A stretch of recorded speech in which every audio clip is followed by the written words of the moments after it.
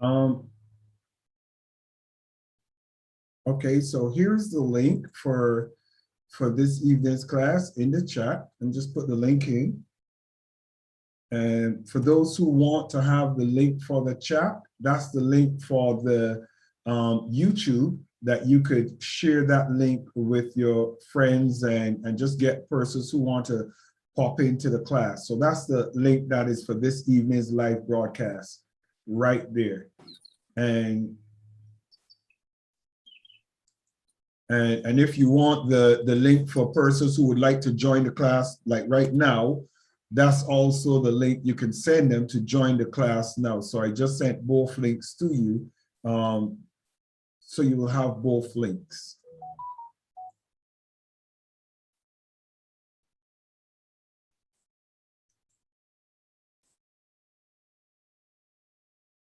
All right.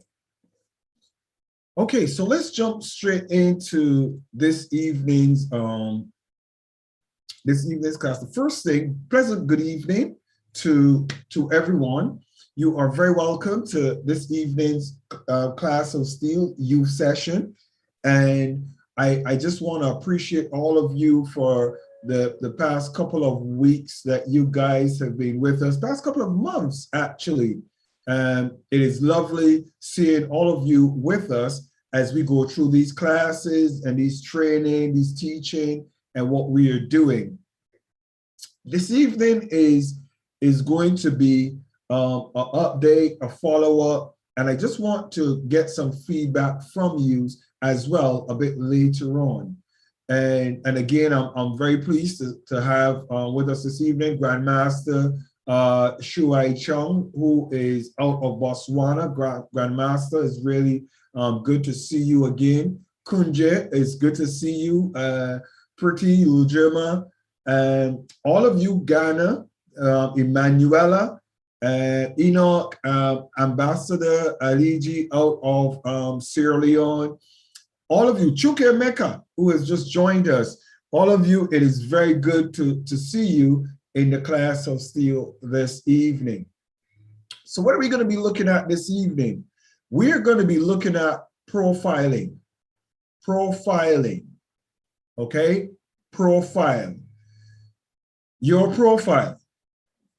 An interesting thing came up in the class of Steele in our mentoring session about how do you respond when, with regards to negative criticism.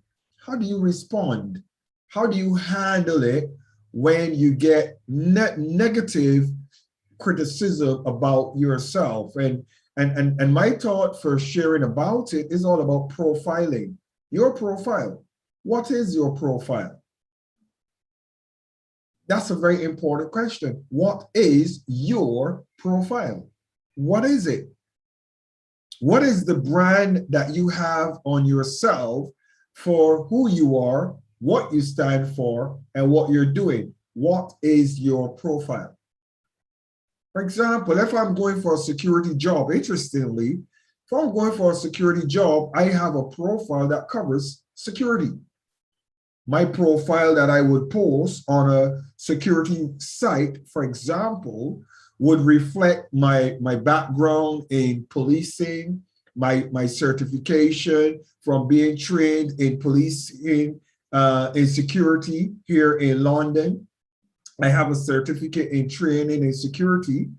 And I will also go into my knowledge of security through martial arts. So it would cover my security profile. And if I send that to a security company, when they look at me, they will say, ooh, he looks good. He has some things that are necessary in his profile for a security job. If I was going for a public speaking job, my security profile will not serve me very well. How many of you get what I'm saying? My security profile will not serve me very well if I'm going into a job that's going to be dealing with public speaking.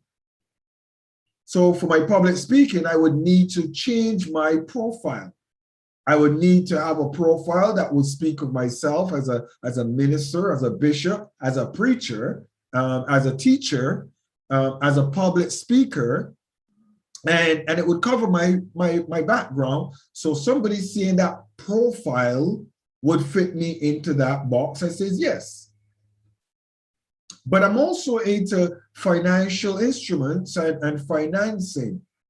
If I wanted to approach a company and I told them about my background, if I mentioned security and I mentioned public speaking, they might look at me and says, but we don't see no financial background that is going to cause us to employ you. So I would need to put some of my financial background. I'm a non-executive director for Ethos Asset Management, and I'm involved as a consultant for advising individuals, organizations, companies, governments pertaining to financial procurement for instruments and also for other financial things. So I have a financial profile. But let's say I was going to be doing a particular lecture and speaking on marriage and marriage counseling. Then I need a profile that's going to fit that. The reason why I'm sharing this is because I want you to understand the value of your profile. The value of your profile is based on where you're sending it. Remember that. Some of you do not get jobs because your profile there's too much. There's too much. There's too much. You see, if I'm going for a job in financing, I'm not going to talk about security and minister, and I'm not going to talk about those things. I'm not going to add them to my profile. I'm not going to put them in there. Why? Because it's too much. Too much. How many of you get what I'm saying so far? I remember I was applying for a job many years back, many years. I was applying for a job. And when they saw my CV, I was told that I am overqualified for the job. How many of you have ever gotten that? You're overqualified. Can I tell you why you get that? You get that because you tell them too much. You say too much. And sometimes you want to make yourself look good. You want to make your profile look really professional and high profile.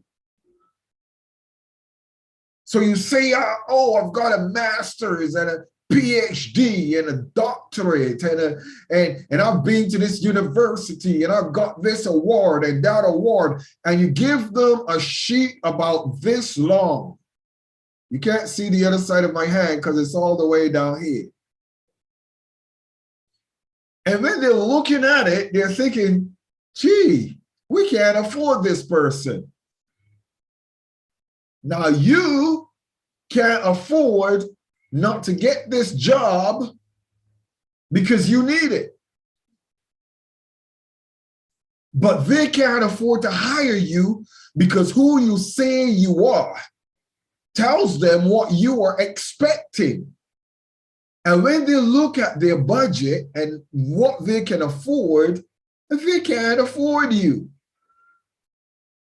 Wave at me if you get what I'm saying. Please wave at me if you get what I'm saying. Okay, so watch this. Watch this. If I had to tell you who I was as your mentor, some of you, and I had to charge for my mentoring, a lot of you, Grandmaster, why are you laughing? Grandmaster, please unmute yourself, man. You're embarrassing me. Unmute yourself, Grandmaster. You beg for this one. Unmute yourself. Yes, sir. I'm sorry. Why are you laughing? Because I kind of had the same conversation with a group of young ladies. We're right in the middle of the month of March, where the 16 days of activism against gender-based violence is coming up on, not March, November. But long story short, I was telling them how much it normally costs in the US to train under somebody with my marshal credentials. And when they found out, they was like taken aback, dumbfounded, floored, whatever. And I'm going like, yeah, I'll come with a particular set of skills, but it's not me you're paying for. It's you paying for what's up here in my brain. So when you mention that and start talking about how much you would command because of your profile, how much you would command because of your profile and your earned credentials, it would be astronomical for most people if they decided to engage you in the particular field or industry that you were advertising for. So yeah, I understand that. Okay. So the concept for just the concept, just bear with me 1 second.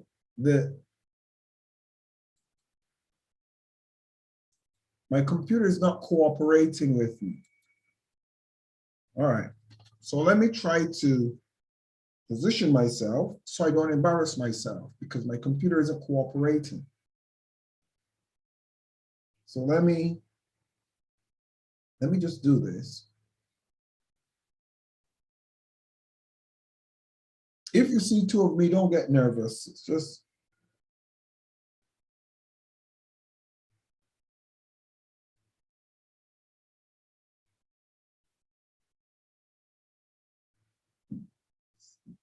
I see.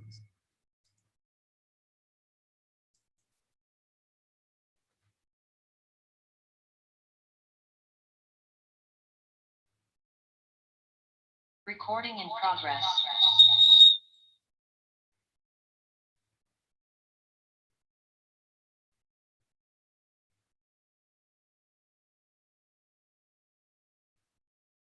Okay.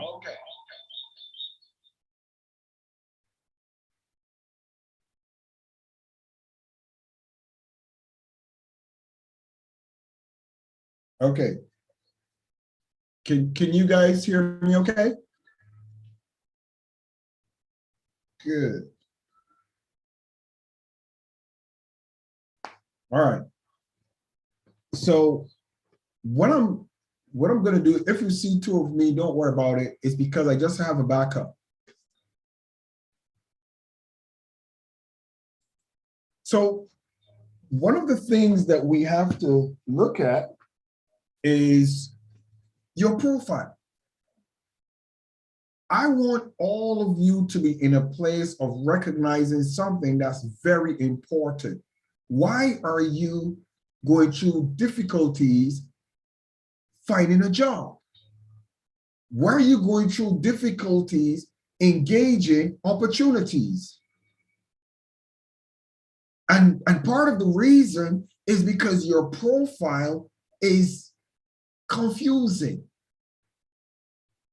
We don't know if you're a pastor, if you're a bishop, if you are a church member, if you are a carpenter, a plumber, an electrician. You have so many things. And I want to help you this evening. We want to help you. We want to give you some thinking to help you, because when you have the right thinking, it will position you in the right place. How valuable do you think you are? I want to ask you a question. Kunje, I want to ask you a question. First, call your full name and your country that you represent when I call you, okay? The first protocol is when I call you, just call your name and the country you represent, because I'm going to talk to you this evening. Kunje, how do you value yourself? How valuable are you?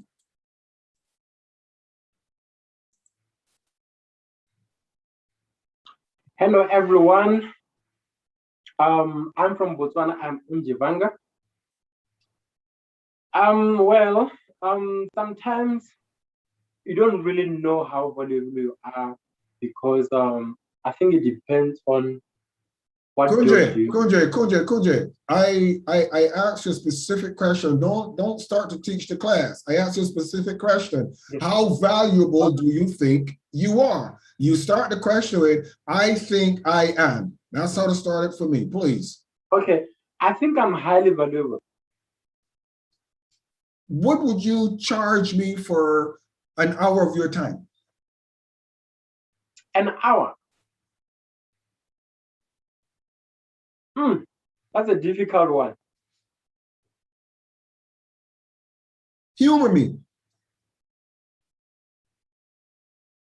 An hour? Whew. My God, you've already wasted so much time. You don't even know how much an hour of your time is worth. I think $50 US. $50 US. Thank you very much. Okay, yeah. Let me move on. Let me ask Ruth Gordon. Ruth, how much would 1 hour of your time be worth? How much would you charge me for 1 hour of your time? Ruth Gordon. Ruth, first say your name and your country. Thank you so much, Your Excellency. My name is Ruth Gordon. I'm from Ghana. Well, for an hour, I'm going to charge you, I don't know, but I think I can make a guess, like for an hour, $100. $100 US for an hour of your time. Yeah. Yes, please. All right, thank you. Doreen Burunji, our COO. Your Excellency Doreen Burunji, pleasant good evening. How much would 1 hour of your time cost?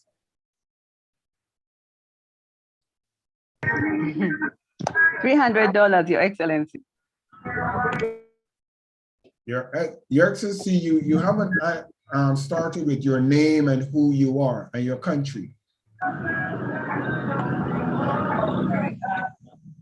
My name is Doreen Birungi, Ambassador Doreen Birungi. I am in Uganda, Kampala, and my worth for 1 hour is $300. $300 for 1 hour of our COO's time. I'm going to say something to my COO later. Samuel, how much is 1 hour of your time? Call your full name and your country, please. Yeah, my name is Samuel Atinga Dongo. I'm from Ghana. I think I should charge you $200. $200 for 1 hour of Samuel's time out of Ghana. Olukoya, Oyinkansola, Olukoya, how much would you charge for 1 hour of your time?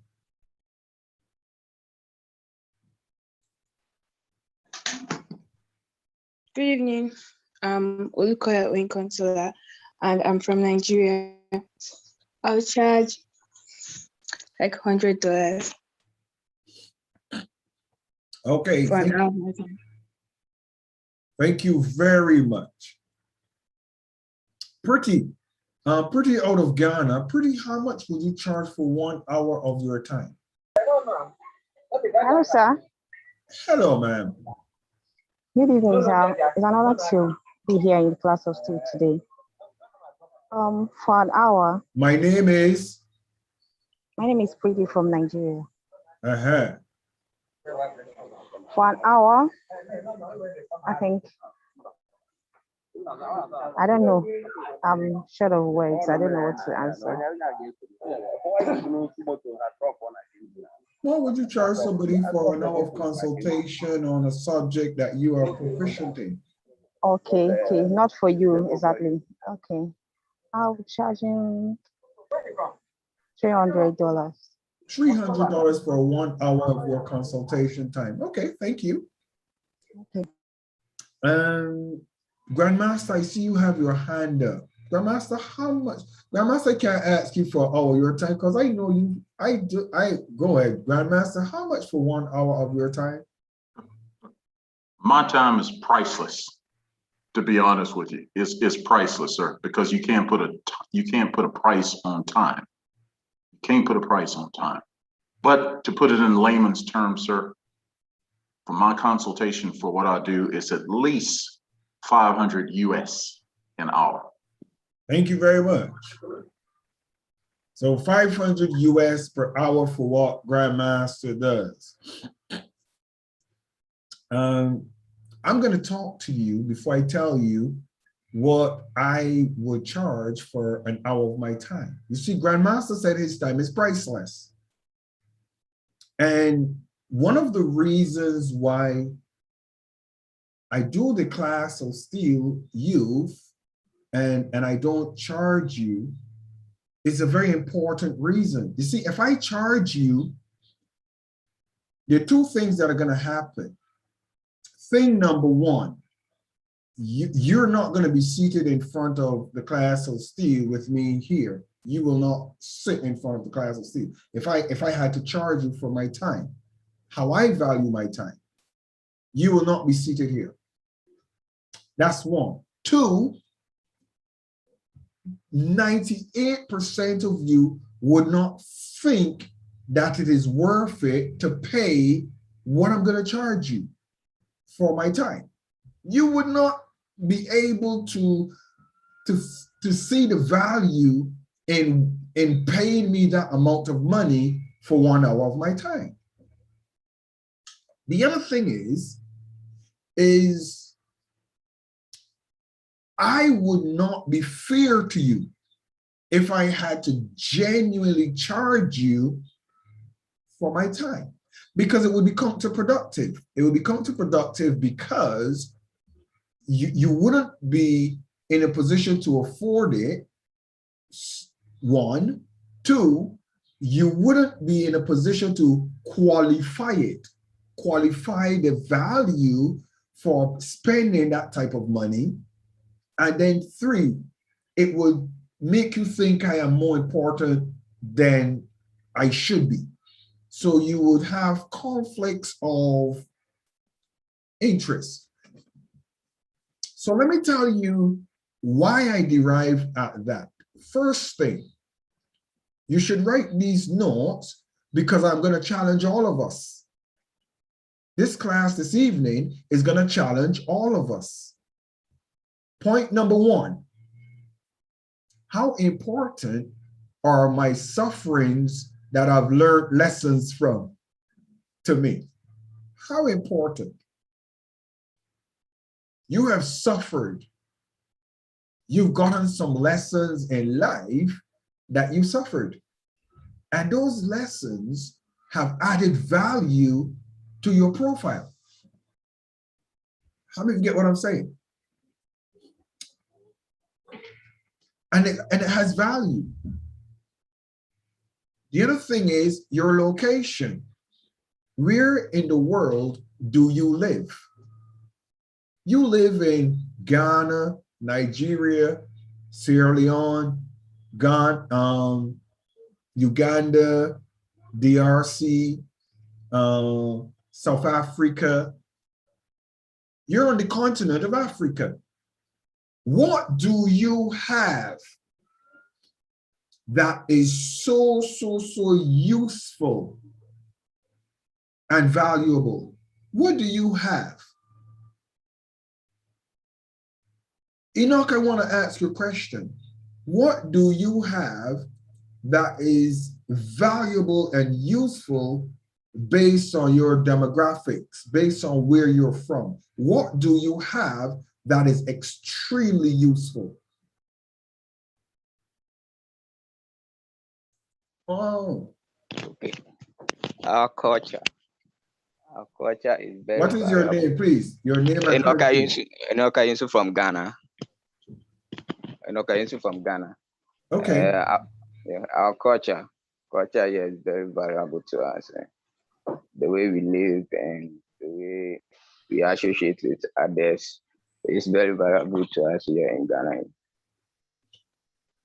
But I'm asking you, not us, you. Okay, I'm asking you, I want to know what you personally, I want you to tell me I have this, and this is valuable. What is it that you have based on the fact that you're from that country that you have? What is it that you have that is very valuable?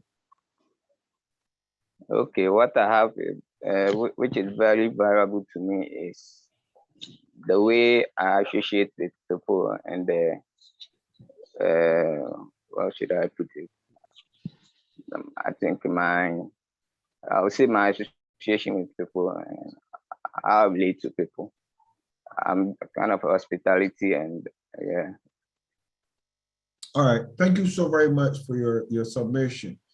Let me ask David Olukoya. David, welcome to the class of Steele. I'm so blessed to see the Olukoyas in class this evening, and they're the Olukoyas are the son and daughter of His Excellency Olusegun Olukoya, who is actually the president of the class of Steele, and he's actually in meetings this evening. That's why he's not with us. And these are his kids that are in the class of Steele with us this evening. So David, what is it that you have that, because of being a Nigerian, is unique and it is valuable? It is an asset. What is that, David? Okay, good evening, everyone. Olukoya David from Nigeria.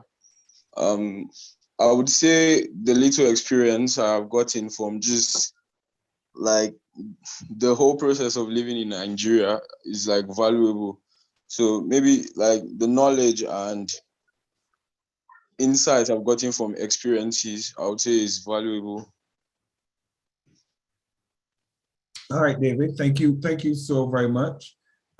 Jacob, state your full name and your country and tell us what you have, Jacob, that is useful based on your demographic, the country that you are from. What do you have that's useful and valuable? Yeah, thank you very much. I'm Jacob from Ghana. No, you're not Jacob, you're Jacob. Jacob, call your full name. There are many Jacobs in Ghana. Call yourself, identify yourself. Okay. Currently in a place that I cannot show my No, I don't mean showing your camera. No, I mean call your full name. Call your full name. That's fine. Thank you, Bishop. I'm Jacob Bayelenko from Ghana, specifically the Upper East region. Yes, I think what makes us unique has to do with our culture. Our culture makes us different, and I really love the way our culture shows us, because there are a lot of things that over here it's a bylaw that there are some things that we're not supposed to do. So it makes us unique and different. Thank you so much. Thank you so very much, Jacob. All right. So this is what I want to share with you. All of you are in the class of Steele because you want to be globally relevant. You want to have something to give to the rest of the world. And the interesting thing is that a lot of individuals in wanting to become globally relevant, the first thing they think about is, what can I do to leave where I am? That's the first thing they think about. What can I do to leave where I am? Oh, there is an event, there's a this or there's a that in London. What can I do to get to London? And you get on a flight and you go to London and you leave all of your relevance and your significance in Ghana and go to London where you're irrelevant, where you're insignificant. I'm talking to us because you're showing up for an event or a meeting and you're leaving behind you your relevance and your significance. Why? Because so many persons are ashamed of where they're from. They're ashamed of the passport they hold. They're ashamed of who they are as individuals. They are ashamed of their uniqueness and their relevance.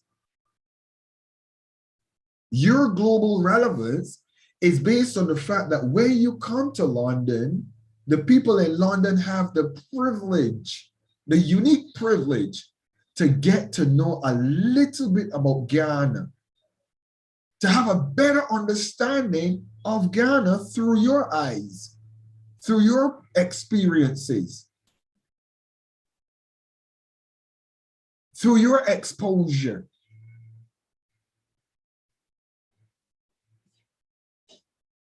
Some of you have been through some very horrible experiences, some traumatic experiences.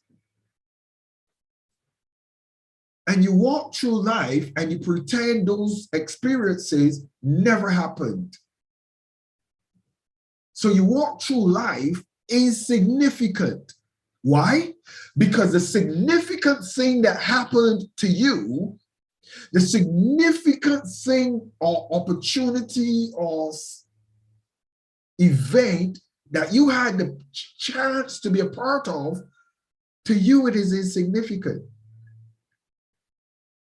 So you walk through life trying to stand on somebody else's significance, on somebody else's value.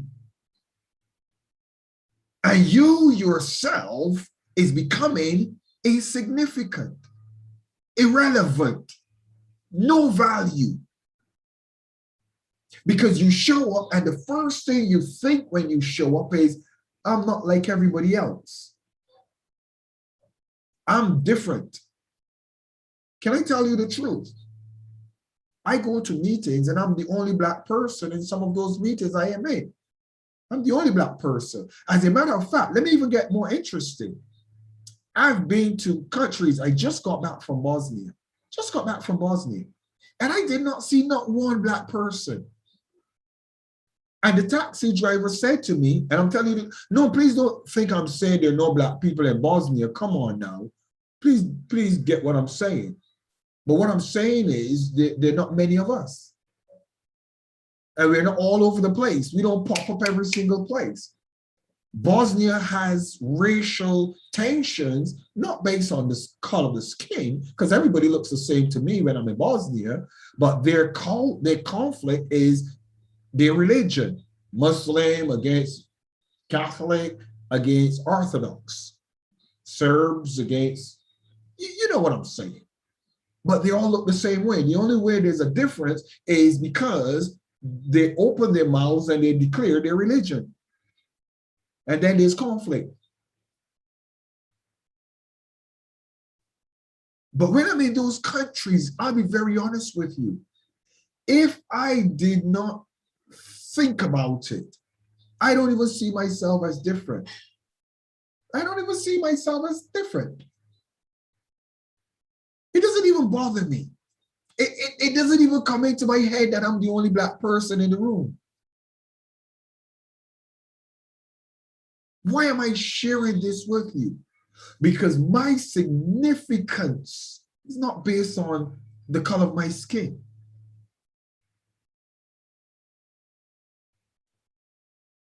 My relevance to society has nothing to do with the color of my skin. My relevance has to do with the experiences that I've had, one, that are different than every single other person that I meet. So I am relevant by reason of all of my experiences. None of you can compete with me with my personal experiences. It's fine, we all have experiences. But my experiences are unique to me, just like yours are to you. The other thing is, my intellectual capacity supersedes many. Am I boasting and bragging? No, I'm telling you the truth. My intellectual prowess supersedes many. My poetic eloquence and It supersedes many. Why? Am I more special than anybody else? Not really. I love reading. I love knowledge. I love conversations. I love culture. I love diversity. I love fashion. So I am well-rounded. I love globalization. I love education. And I bet some of you will be listening to me and you would not even realize that every word that I just used, it was B, C, D, E, F, G. Most of you might not have even realized that.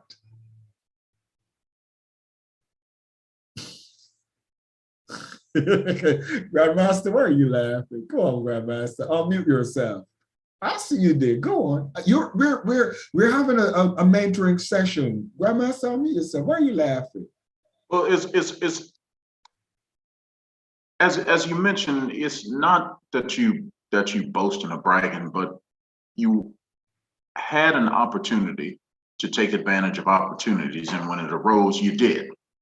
That's the thing. And in taking advantage of those opportunities, you make yourself more relevant. You become more relevant because you're gaining the knowledge that maybe others don't have access to or access to in your area. And you make yourself more of a global, more of a marketable person. So you become well-versed, you become well-read. And it makes no difference whether you traveled out of your area. Knowledge is power.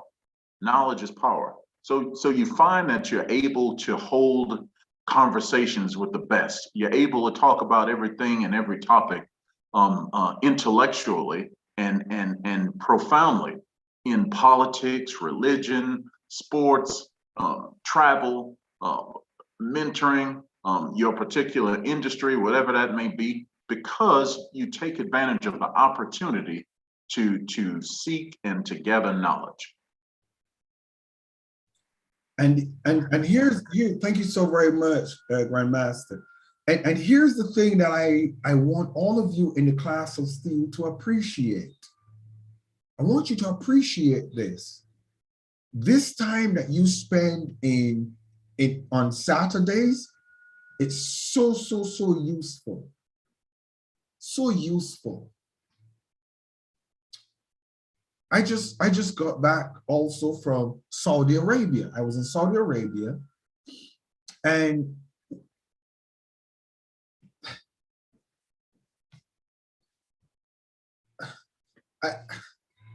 the world is so interesting. Don't settle for the news. Don't settle for the news that you see that they give you snapshots to capture your attention. Get a friend that lives in the country. Get to know Pretty. Get to know Enoch. Get to know Chukwemeka. Get to know David and Olukoi. Get to know Jacob and Grandmaster and Kunja. Get to know somebody that's in the country that you can be a friend with and have a conversation with and get facts. I've been to so many airports across the world. And Saudi Arabia was interesting. I saw more runways I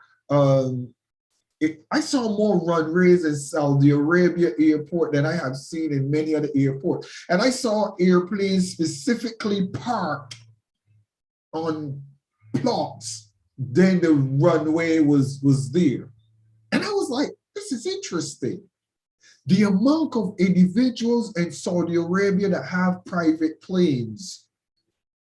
They have their own private plane and they have their own runway leading up to their private plane on the airport. And I mean, when you see that, it blows you away.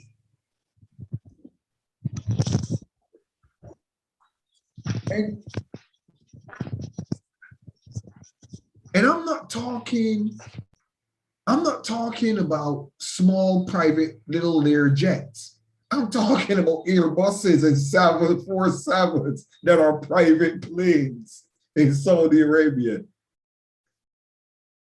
One of my friends, the Sultan, said to me, Michael, I want you to come, I'm going to invite you to come over to Saudi Arabia. One of my friends, the Sultan. And I was thinking to myself,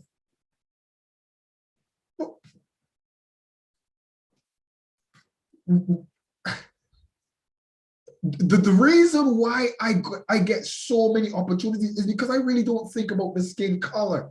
I don't think about the culture that the people give you on the media. I don't think about the dynamics that people try to scaremonger you with. You have to be in a place where you step out of your box and you change your profile. Only you could change your profile. And you change your profile by stepping out of your box.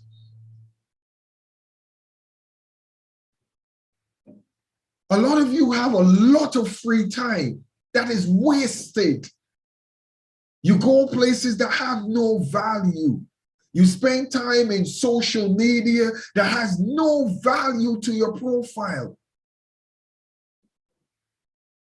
I want to challenge you in the class of Steele and as the leaders of Africa and other continents for the next generation. Spend time building your personal intelligence. You know, what do I mean by that? Your intel. Get more intel. Get more knowledge. I just talked to you about Saudi Arabia.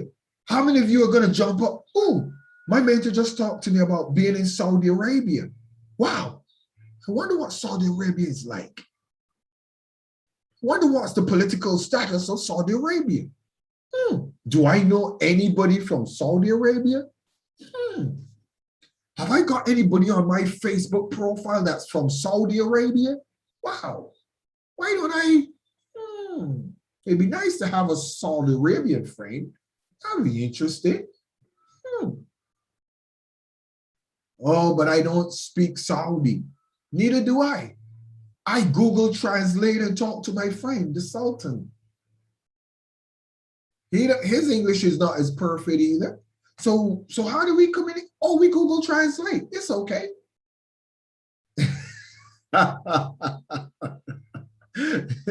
Come on, somebody, wave at me if you get what I'm saying. Please wave at me if you get what I'm saying. You have to put yourself in a position to elevate your own status. Don't wait on any person to do it for you. Do it yourself.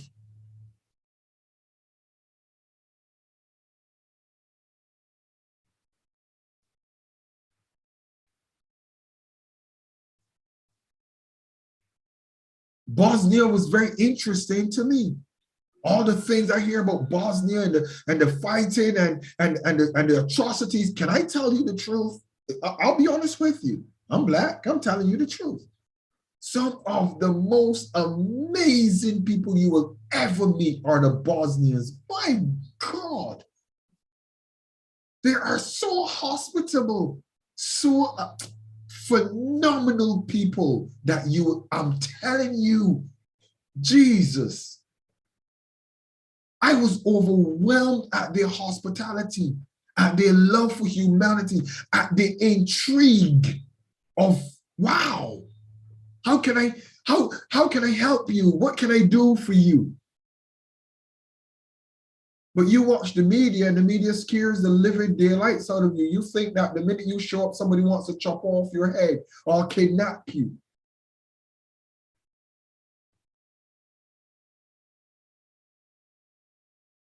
I have some friends in certain parts of Africa that they're Fulanis.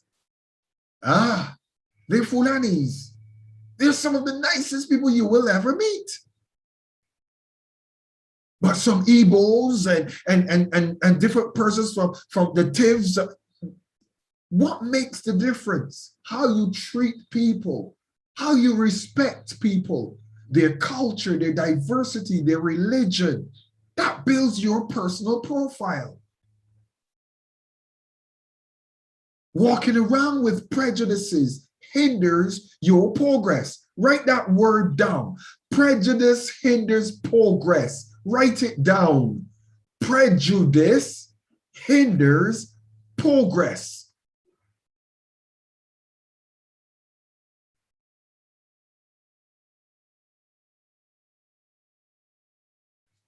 Why do you think you show up in the class with Steele every single Saturday? Why do you show up?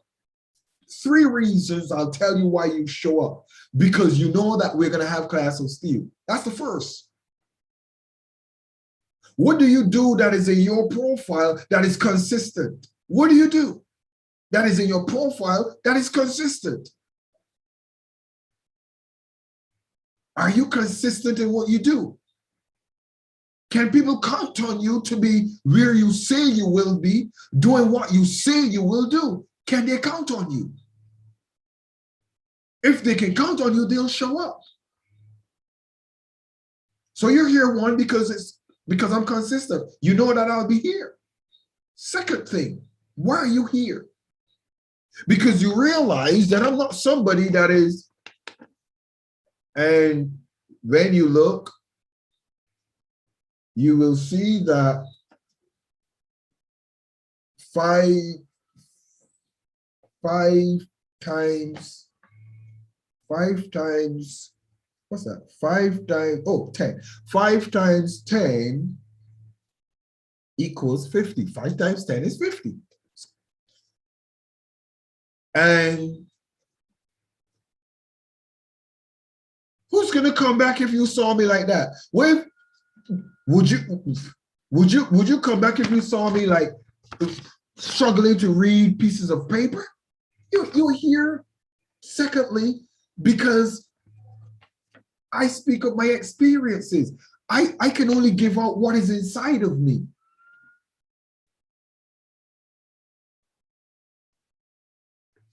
A lot of people want to be somebody else. I want you to be you. I want you to represent your country proudly. I don't want you sitting down in the class of Steele and pretending you're not a Nigerian or pretending you're not from Ghana. You should be proud I'm a Nigerian. You should be proud I'm a Ghanaian. You should be proud I'm from Botswana. You should be proud of who you are and your diversity and your uniqueness. You can't be confident being an American. How could you be trying to be American? You're not an American. How could you be confident being a British? You're not British. Be confident being yourself.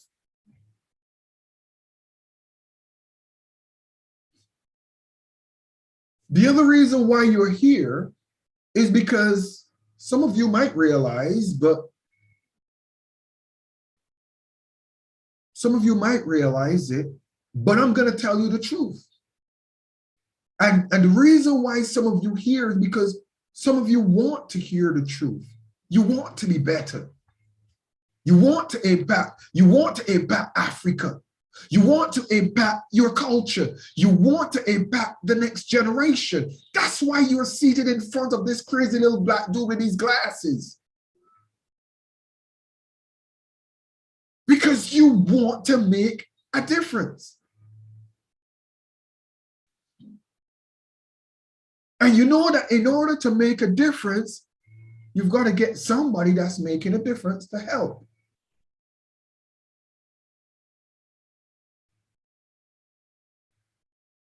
I'm going to share a story with you that's on my lips, and it's a part of my experience that has humbled me beyond measure.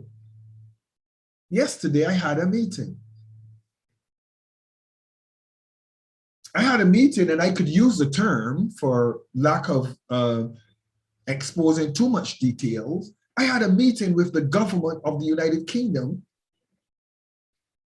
I had a meeting that I am obliged to have to give an account of stewardship of my time and what I do, give an account of what I do. And I sat in that meeting with a short lady. She's going to go down in history. a short lady that pulled me over the coals. And I'm going to tell you the truth. I was sat in front of this lady and thinking to myself, here is this young lady seated behind a government desk having a conversation with me and pulling me over the coals. And a part of me saying, does this lady really know who she's talking to? I'm biting my lip, listening to this lady dragging me across the coals. And I'm thinking, the only thing stopping me from getting up and walking from in front of this lady is the fact that I'm an ambassador. I'm a mentor. I'm a diplomat. My profile, say that word, profile. My profile dictates that I have to behave appropriately at all times, even when offended, bitterly. Even when individuals that are speaking to me, as far as I might be concerned, I can personally say they have lost their buttons. But watch this. Watch this. At the ending of that conversation, because of my humility, I was so proud of that lady that I said to her, I says, ma'am, I'm a mentor. I mentor world leaders and powerful individuals. I advise powerful people.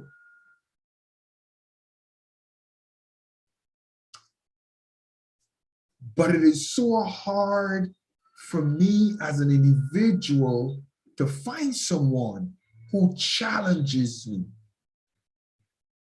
And today, ma'am, you have challenged me. Why did I say that? If you ever think that you are beyond somebody pulling you off of your pedestal, you need pulling off of your pedestal. Write that note down. Write it down. If you ever think that you are beyond someone pulling you off of your pedestal, then you need pulling off of your pedestal. Because the minute you think that you are greater than anybody else, be it the color of your skin, be it your financial status, be it your governmental position in your job, be it the amount of countries you have visited, be it the amount of experiences you've had, if you ever think that you are greater than any person, you've just missed the mark. Because the greatest amongst you or us is the one that knows how to humble him or herself and respect individuals irrespective of who they are.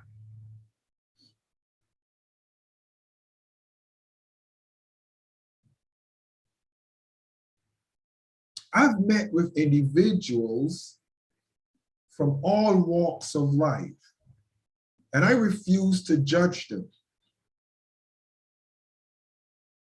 My profile, by the grace of God, my profile doesn't allow me to judge anyone. Can I tell you why? Can I tell you why? I want to tell you why, because I'm your mentor. The reason why I stopped judging others is when my first wife left me. You see, when you have your wife, your ministry, you're upright, you're so perfect, and everything is so beautiful. You don't have problems with anyone. You can be so arrogant sometimes. You can look at others that are struggling in their marriages or the relationships, and you could think to yourself, why are you struggling? And you should be this and you should be that. But when it hits you, and everybody used to sing your praises, and all of a sudden those that are in the church and those that are in your community, they're no longer celebrating you. They're no longer singing no praises about you. You're running around panicking, trying now, how do I get my marriage back? And how do I make these things work? And how do I get back into being perfect? You see, a lot of you are walking with some perfect people that are not ready for earth. They're ready for heaven. A lot of you think you've reached and you're perfect. Nobody's profile has perfect in it. All of our profiles have scars and foul ups and difficulties and shame, experiences that we wish we didn't have sometimes, families that are fragmented and broken apart, that are not perfect. You see, when I listen to individuals that are looking at the color of my skin and judging, are you from Africa? No, I'm not from Africa. I was born in England. And I was raised in Barbados, and I hold African citizenship. It doesn't matter where I come from. That doesn't matter. I don't walk with a chip on my shoulder about how somebody views African people. I don't care how they view African people. I don't care. I don't care how they view Black people. That's their business. I'm not walking into a room as a Black man. I'm not walking into a room as an African man. I'm walking into a room as a person who has the experience and the exposure and the knowledge you need. Say that to yourself. Come on, somebody. Wave at me if what I just said makes some sense to you. Come on, wave at me. A lot of you need to drop your African and drop your Christian and your Muslim and your Buddhist and walk into rooms as experienced, qualified, and equipped. That's it. What's in your profile? What is in my profile is what you need. And by the way, I'm going to tell you how much I'm worth. I will tell you. I will tell you how much I am worth. Because I want you to understand I know my worth. It is just that I need to find the audience who could pay me my worth. And when I do, I'll be fine. I know my worth. Oh, trust me, I know my worth. And I'm going to shock a lot of you guys. I'll shock a lot of you. I promise I'll shock you. So you don't walk into a room. I went to Lagos State University. It doesn't matter. It doesn't matter. You walk into the room knowing the electronic communication technology that person needs to fix the problem they have. You walk into that room being a neuroscientist that has the techniques and the wisdom to fix their challenges. You walk into that room proficient and eloquent in the dynamics of whatever they need to solve. That's how you walking into that room. You're not walking into that room, oh, look at this. I've been to Harvard. I know a lot of idiots that have been to Harvard and they can't even walk in my shoes.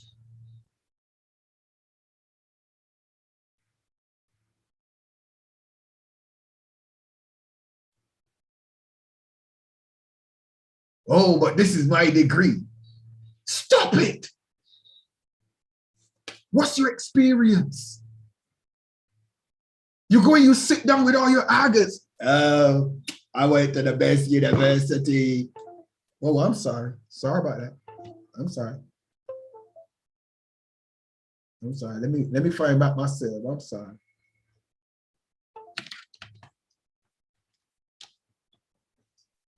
All right. Let me get my camera back.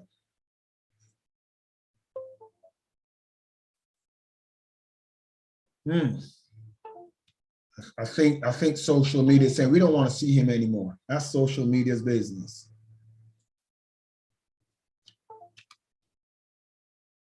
Okay. So let me give my face a rest. They don't want to show me anymore. That's fine. My message is okay. So here is the thing. A lot of you have good qualifications, but when you show up, you're promoting a university. You're promoting a qualification. Don't promote a qualification at a university. Promote your skills, your experience. Promote that you studied the company you come to. Come to the company and says, Mr. Jones wants to employ you. You show up. Hi, Mr. Jones, how you doing? Your stock is really doing well. I observed that your stock in the market is increasing, and I realized that you just got rid of one of your directors that is giving some challenges. I was following you in the media, and I see that you have this director that is giving you some problems. As a matter of fact, I remember when he closed that deal in 2017. I saw that deal. I was so impressed with him. And when you sit down, the director, the CEO of the company is looking at you like, wow, wow. You didn't sit down and start to impress him. Well, sir, I went to Eton and I went to Harvard and I have 5 bachelors and 2 PhDs, I'm well qualified. My father is the mayor of the city. And my mom, she sits in the cabinet.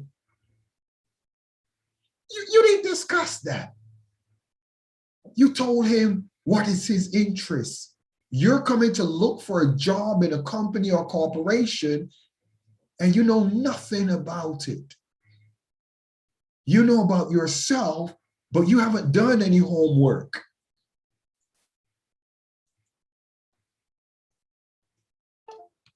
You haven't done any research.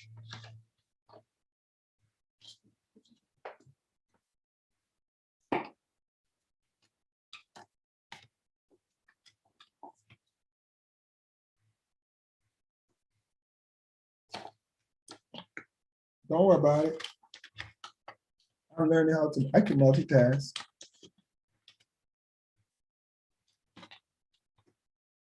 So you're challenged.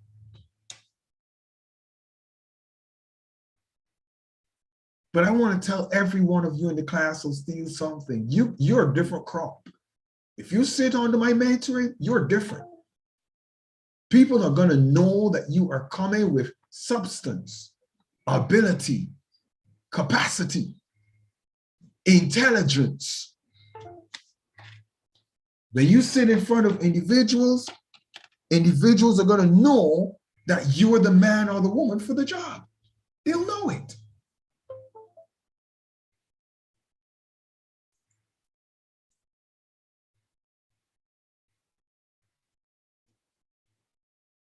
So I'm going to ask you to put some points down. It's 8 minutes past 6 o'clock here in the UK, and I want you to put some points down, okay? I want you to write some points for me.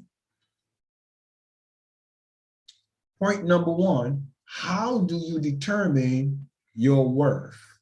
How do I determine my worth? Before I do that, I see Samuel, and Samuel has raised his hand. Samuel, I see your hand. Please unmute yourself and state your full name and your country. Samuel Antinga, please.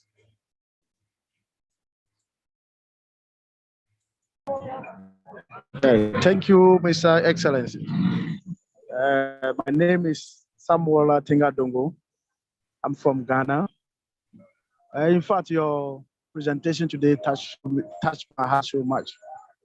And, I've just gotten some key points that some of the things you have just elaborated for the SO list. See, he said, when you identify and understand your value, this is a challenge and a very important exercise. And your personal values are a central part of who you are and who you want to be. By becoming more aware of these important factors, your life and you will use them as a guide to make the best choice in any situation. Some of these life decisions are real but determine what you value most.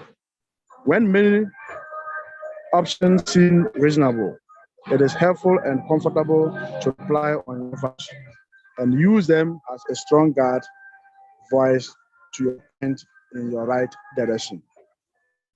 In fact, Excellency, I really like your presentation so much today. And in fact, God bless you. Then you can able to continue. Sorry for this interrupting you. Sorry interrupting you. Excellency. Thank you. Thank you so very much for your submission. I want to ask Samuel Antigua Atinga. Samuel, please state your name and your country and the reasons for your hand raised.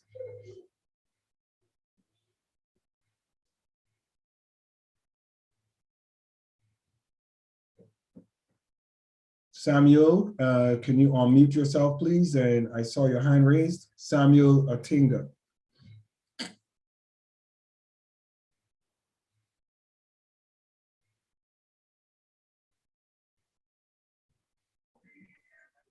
Hello. Yes, I can hear you. Yes, yes. No, my hand raising up was just, I wanted to just give some key points that you mentioned, which touches so much in my heart.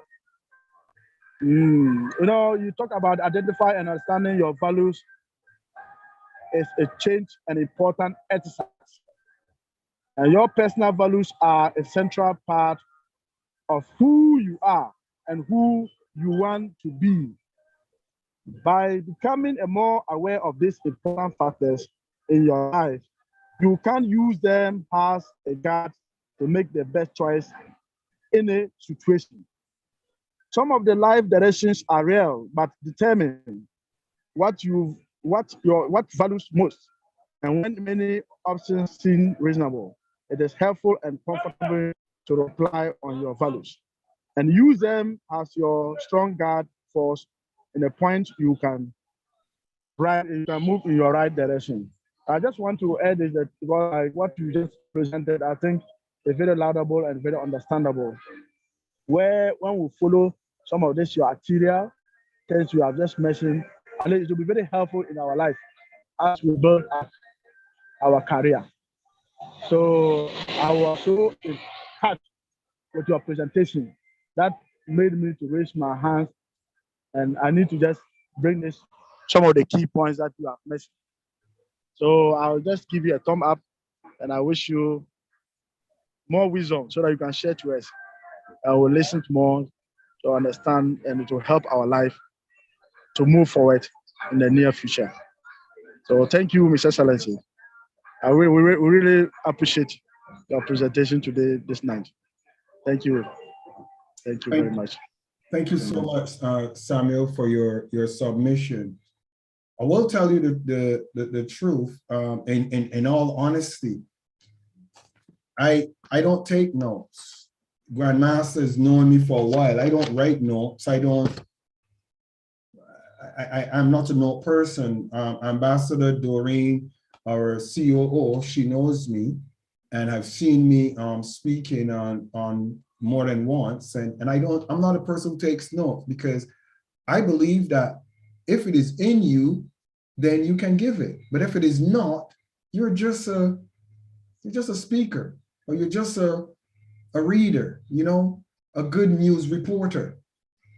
And a lot of people are news reporters because they don't recognize conversation should be based on what is in you. That's why persons that are gossipers, that talk other people's business, and persons that have so much time to be in other big men's matters and people's matters, they're very you know, they're very, and I think the word might be, they're very limited in their capacity to expound on their own lifestyles, really. Are you proud of you? Are you proud of who you are? I'm asking you, are you proud of who you are, Lujoma? Luma, Kanebi, unmute yourself. I want to ask you a question. Kanebi, give your full name and your country. And the question is, are you proud of who you are as a person? Name and country first, please. Okay. My name is Mrs. Oloma Kanebi from Nigeria. To be honest, I'd rather say I am proud of the person I am becoming. I am proud of the woman. I'm proud of the brand I am becoming. So that's what I can say, Your Excellency. Thank you. Thank you so very much. I'll say this to you, Kanebi. I'm 50 years old, and I'm proud of the person I'm becoming as well. You know, the meeting that I had on yesterday, I'm being honest with you. I'm going to be honest with you. That meeting humbled me. It humiliated me and it humbled me and it brought me, I'll be very honest with you. Tears were in my eyes while I was in the meeting. I'm going to be honest with you. I'll be honest with all of you. Tears were in my eye, seated in a meeting, and I was asking myself, who does this government official think she really is? It brought tears to my eyes when I was sat there and biting my lip in personal, listen to it, in personal submission. Personal, it was a choice. It was a choice. And the conclusion of the meeting 3 hours later was so rewarding. So rewarding. So overwhelmingly rewarding. I was so proud of that little sharp woman that dragged me over the coals. But Kanebi, the reason why I shared that is because too many of us, as high as we are, think we've reached. And we don't allow somebody the opportunity to show us, bro, you haven't reached. You just qualify in a number of things, or you just have ability in some things, but bro, you're a total idiot in some other things. And I admit I am an idiot in so many things. I am. But does it stop me from being eloquent in the things that I'm proficient in? No, it does not. Does it stop me from standing tall and walking into the room with the board members as a chief authority on my subject matter? No, it does not. Does it intimidate me when I have to meet with a president or a king or an ambassador and tell him some things that are not going to be favorable to him? No, it does not.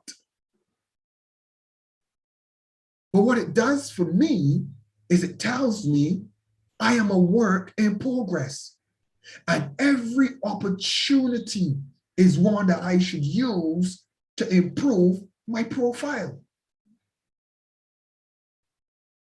People looking at me when I was landing in Saudi Arabia would think, oh my goodness, he don't travel very often. Are you joking me? I've been to well over 100 cities in the world. I've traveled on, good God, the amount of planes, and I hold 3 passports. How do you mean I haven't traveled? But because I'm looking out of the airplane window and I'm freaking out at how Saudi Arabia looks, does that mean that, oh, your son, oh, look at him? But a lot of you would sit down, and if you see somebody looking through the window, you say, oh, don't behave like that. Please, you look like you, please don't look like that, please. Are you joking me? When I flew on the first Airbus 380 after flying on loads of aircrafts, I wanted a photo with the airline stewardess when I was going to Dubai in Emirates Airlines. Oh, but Emirates Airlines are everywhere. You mean you were the first time I flew on Emirates, it was the first time. Come on, somebody, wave at me. Wave at me if you get what I'm saying. Stop behaving and stop allowing people to make you behave as if you've reached, as if you're somebody that you're not. Be thankful for your experiences, but continue to build your profile with pleasure, with humility. How many of you live in Nigeria, but you've never been to Aso Rock? How many of you have been to Aso Rock? You know Aso Rock is the presidential place in Nigeria. I've been there. I've been there to meetings and I've sat in high-level meetings. But the first time I was doing it, do you really think that I was walking around trying to impress somebody like, this is the first time that I'm coming there? No. I was taking pictures and getting video clips and selfies. Whoa, look at me, I'm at Aso Rock.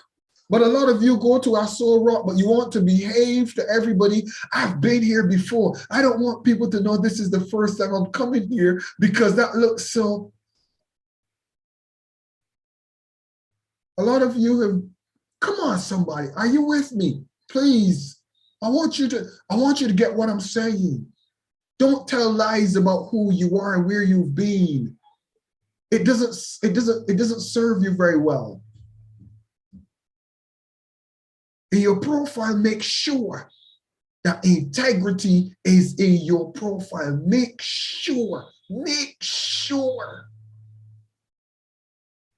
integrity is in your profile. Integrity. Be gritty with integrity. That when people that don't have any grittiness come next to you, you will cut them because of your grittiness. Your integrity will cut them. Get gritty. Let your integrity be like sandpaper. It is gritty. When people come close and they try to make you look bad, let this grittiness of your integrity dust them off.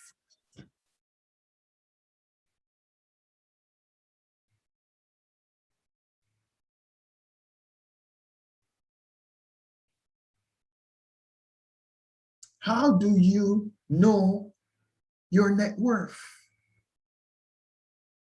You know it based on the audience you're going to. Write that down. Write that down.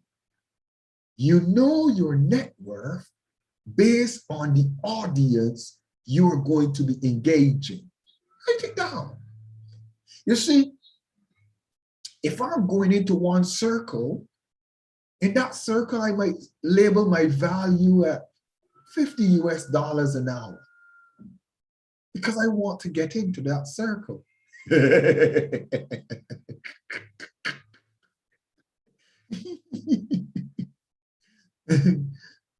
Oh, but there's some circles. There's some circles that if I'm walking in those particular circles, you might have to look at $1,000 an hour or $2,000 or $2,500 an hour.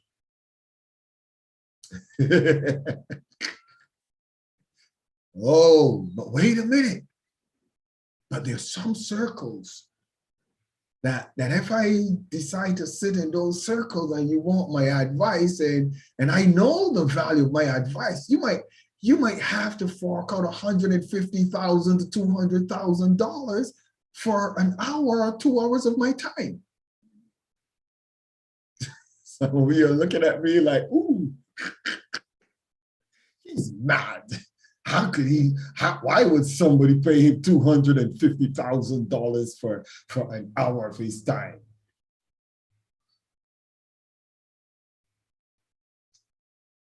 Come on, somebody, wave at me if you get what I'm trying to share with you. Wave at me, wave. Wave. Why would somebody want to pay Tony Robbins and all those guys so much money for their time?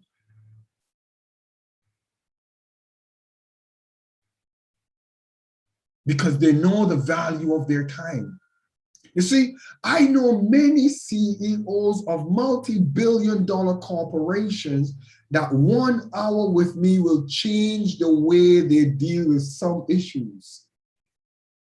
Because you're very wealthy, it doesn't mean you know how to deal with things. Wealth does not give you common sense in certain environments. Wealth just gives you opportunity to afford it. Grandmaster, tell us of wealthy people that would just pay $100,000 just to sit down and have 1 hour quiet. Unmute yourself, Grandmaster. Tell us about those billionaires that would spend $100,000 or $200,000 just to get 2 hours of quiet. Man, a whole heap of them, from Richard Branson to Jobs but it's not going to happen. It's not going to happen because those type of people are constantly busy. Even when they try to isolate themselves, they still busy up here. So it's never quiet. But if they could put a price on that, it would be priceless to them also, man. Definitely. You know, when the Sultan, when my friend the Sultan says he wants to see me, I was quiet. You know why he wants to see me? Because like anybody else, when you have somebody that is speaking with sense and speaking with wisdom, it adds value to you.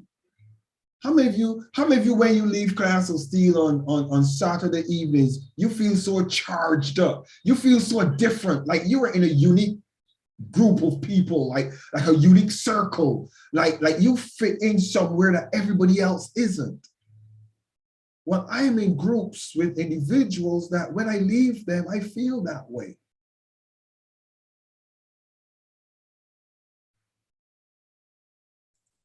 Your value depends on the audience you're giving it to. Here's the other thing. Your value depends on the value that is going to be derived from your information. Watch what I just said. If you are consulting with a man that wants to buy a motor car for $10,000, are you going to charge him $10,000 an hour to consult with you? No, you're not. How could you charge the man $10,000 to consult to buy a $10,000 car? Does it make sense?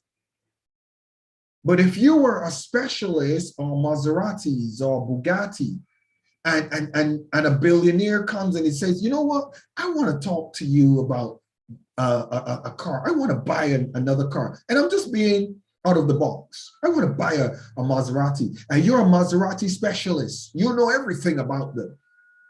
And he says he wants to meet with you. Come and see him. Now you can see yourself charging him $10,000 for an hour. How many of you get what I'm saying? He has to fly you in with a private plane, and he has to get you there, and he has to put you in a nice hotel, and then he calls you for 1 hour meeting. How many of you get what I'm saying? Come on, wave at me. I want you to wake up, wake up, wake up, wake up. Don't be sleeping. So you look at who are you speaking to? What are you offering them? And what is it valued to them, the information that you're going to give to them? Now, first thing, do not give any advice on something you know nothing about. Study your subject. A lot of people have opinions. Oh, I think. Oh, I think. You think what? The person is not paying you for your thinking. The person is paying you for what you know. You're being paid for what you know. You're being paid for your ability, your capacity, your proficiency in something. That's what you're being paid for.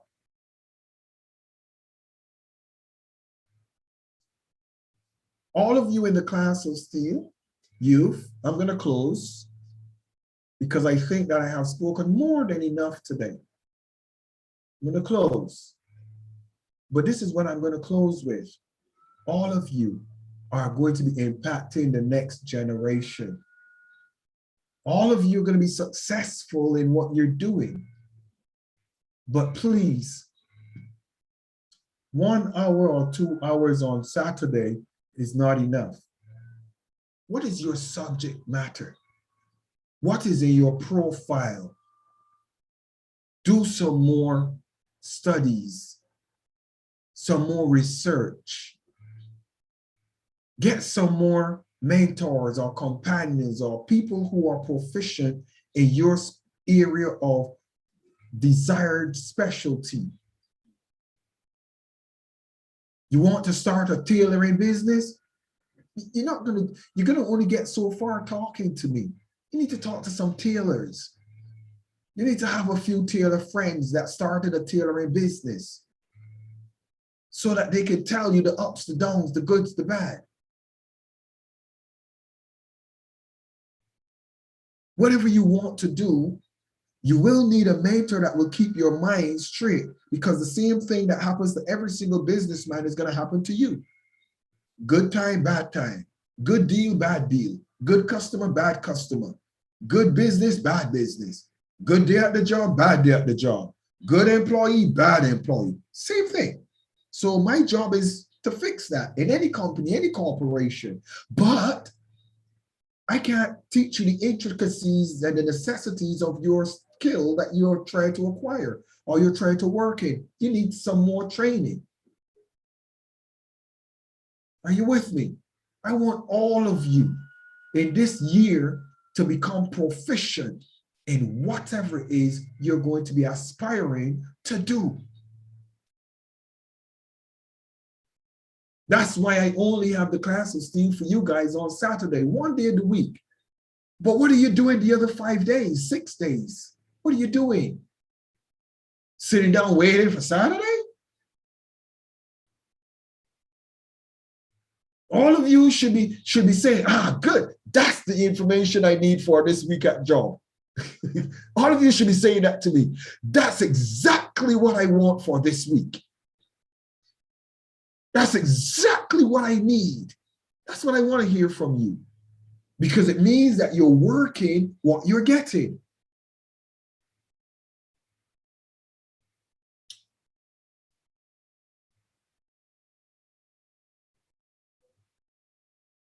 Alex Amunu. Alex, I want you to summarize what you heard this evening, please. Alex.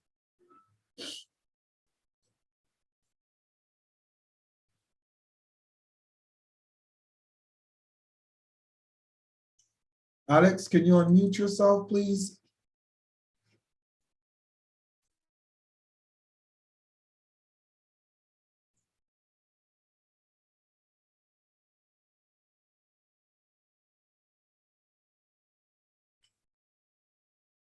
Okay, Alex Amunu, can you unmute yourself? Are you able to unmute? Okay, Ethel Noah. Ethel, oh, sorry, Alex is unmuted. Go ahead, Alex. Yeah, that depends on Your Excellency.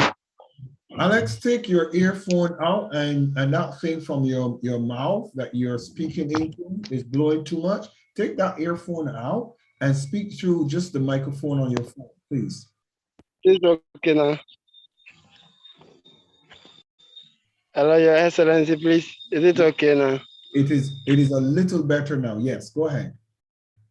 Oh, okay, sir. Once again, I would like to appreciate you and the leaders for this privilege given me to speak. I'm really grateful to God and to you, your leadership. And also to my colleagues online, I would like to appreciate you. I think, in fact, the classes have been so awesome. Just a small testimony I'm just giving. The class has been so awesome. I've mixed some class for 2 weeks, which they should pardon me, based on certain things that I started exhibiting among the group. I used to have one foundation that wanted me to work with them on one or two projects. Suddenly, another foundation got interested in me, which I was introduced to them by the current foundation that I was working with. They give me another assignment, which is still ongoing. And in fact, I was happy when you said you can't give out what is not in you.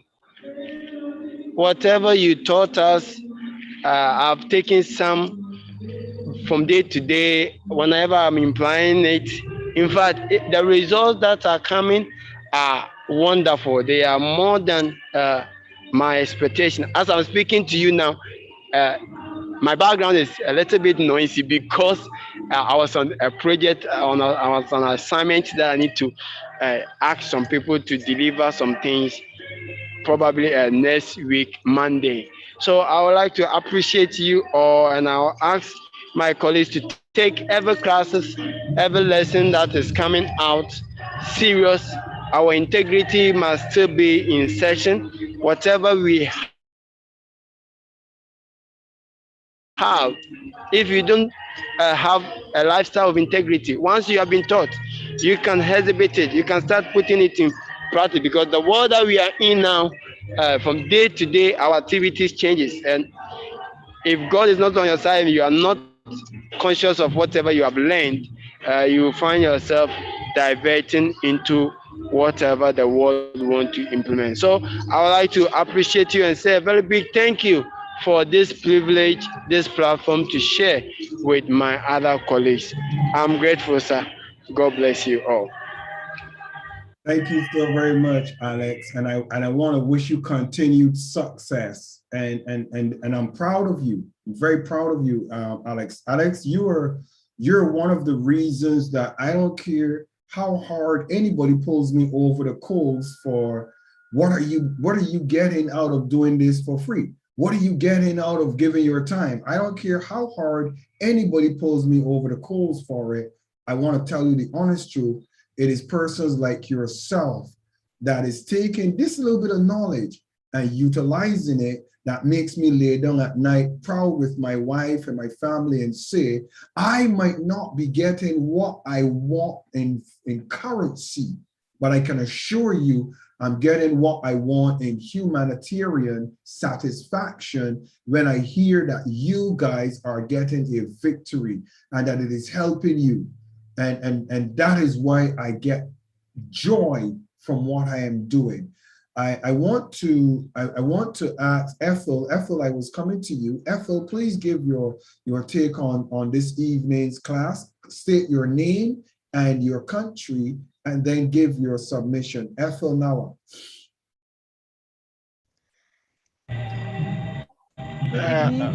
Okay, Your Excellency. I think shortly yesterday, surprisingly, yesterday I was given some award of honor, a citation of honor for the contribution that we made to the society. And I will send a picture to Bishop Dr. Comfort from Ghana to put it in the platform so that others can also experience whatever I'm also experiencing and share in the joy that the class of Steele is going higher, and every day we shall be. Okay, Alex, thank you. I was just totally confused. I'm thinking, wait a minute, I thought I was talking to Ethel, and then I'm hearing Alex. Okay, Alex, thank you so very much, Alex, for that. Ethel, please state your full name and your country and share your thoughts. Ethel now. Good evening, everyone. My name is Ethel Nawa from Botswana. I kind of arrived a bit late in the meeting as I was coming from a test, but from what I've learned so far is about your personality as a person and how it also works in determining your worth as a person. And we also talked about like how to determine your worth as a person, and as well as your net worth, and that your surroundings, the people you surround yourself with, the yes, that gives you your net worth as well. If you surround yourself with, the wrong kind of people, or people who are known to have a bad reputation, not only is your net worth taken down, as well as your personality, your integrity, everything about you is defined because of that. And also the fact that we should not give advice on the things that we do not know, because sometimes we might as well be misleading with the things that we think we know while we have no experience, because there is a theory part and there's there's the practical and the reality side of every single subject. So, thank you. I feel I'm going to give you a challenge. I'm going to, I'll speak with the first lady. And one of these evenings, I'm going to give you a challenge. I'm going to give you 15 minutes. If I had to give you 15 minutes to present on a subject, what would that subject be? I don't know. I think I would have to think about it. But what jumps out immediately? What jumps out immediately at you that you would like to talk? I would like to give him 15 minutes of my mind. What is that? What jumps out at you? I think maturity as a person. Yes, that would be the first thing. Maturity as a person, 15 minutes of Ethel's mind. Ethel, please put together a presentation on maturity as a person, and 15 minutes, and I would allow you the privilege of sharing that in the class. I would love to hear your take on that. Okay. All right. I'll do so. Thank you so very much for that. And I'll put my email address for you. My email address, I'll put it, hemasteele@gmail.com. Okay. Let me just make sure I got it right. hemasteele, yeah, hemasteele@gmail.com. Sure. Okay.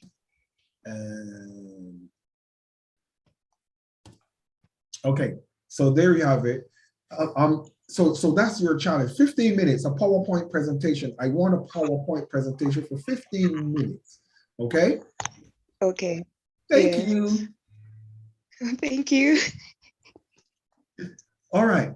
I want to hear from what's that second? I want to hear from Ambassador Aliji. Ambassador Aliji is responsible for the class of Steele youth in Sierra Leone, and he's doing a phenomenal work in Sierra Leone. We're going to be in Sierra Leone in January for his event, the youth event. Ambassador, could you please unmute yourself? Good evening, His Excellency. Good evening. Give us your full name, leaders, and give us your full name and your country, and then your take on this evening's session, please. My name is Haji Shaka Kabo from the Republic of Sierra Leone, the country head of class of Steele in Sierra Leone. The class was so interesting today because I have learned a lot of things that His Excellency have just put. At first, I just want to say some things on the issues of time, where people will say you pay me $300, some will say $500. To me, my experience is that nobody cannot be able to pay me for a time, even a cent of a minute I work for you. Because whatever things I do is so expensive. So I call it when somebody pay you for something, it's not paid. It's an token, people are token, because for the service I rent out for you. If I said you will pay me for the time, you can't be able to pay me. So you just give me a token for the time I work for you. So the class was so interesting, and I learned a lot of things. And I will say probably to the class of skill programs, I have learned a lot of lapses that I have been doing previous year. So, but when I came back to the class of skill today, through my mentors and other leaders of the class of skill, I can be able to impact my fellow youth in Sierra Leone. I can be able to recall whatever things I learned from the class of skill. I can be able to impact it again on my fellow youth in Sierra Leone. So I always say, the class of skill have been successful in my career because I have been looking for this opportunity. So if I have found this opportunity, I need to make use of this opportunity so that I will be the person I want to be tomorrow. So I'm just calling upon all members of the class of skill that we are the people that are going to promote class of skill. If we all come together, work as a youth, we can be able to promote the class of skill. So I just want to say thank you. And the last bit that His Excellency have just said, we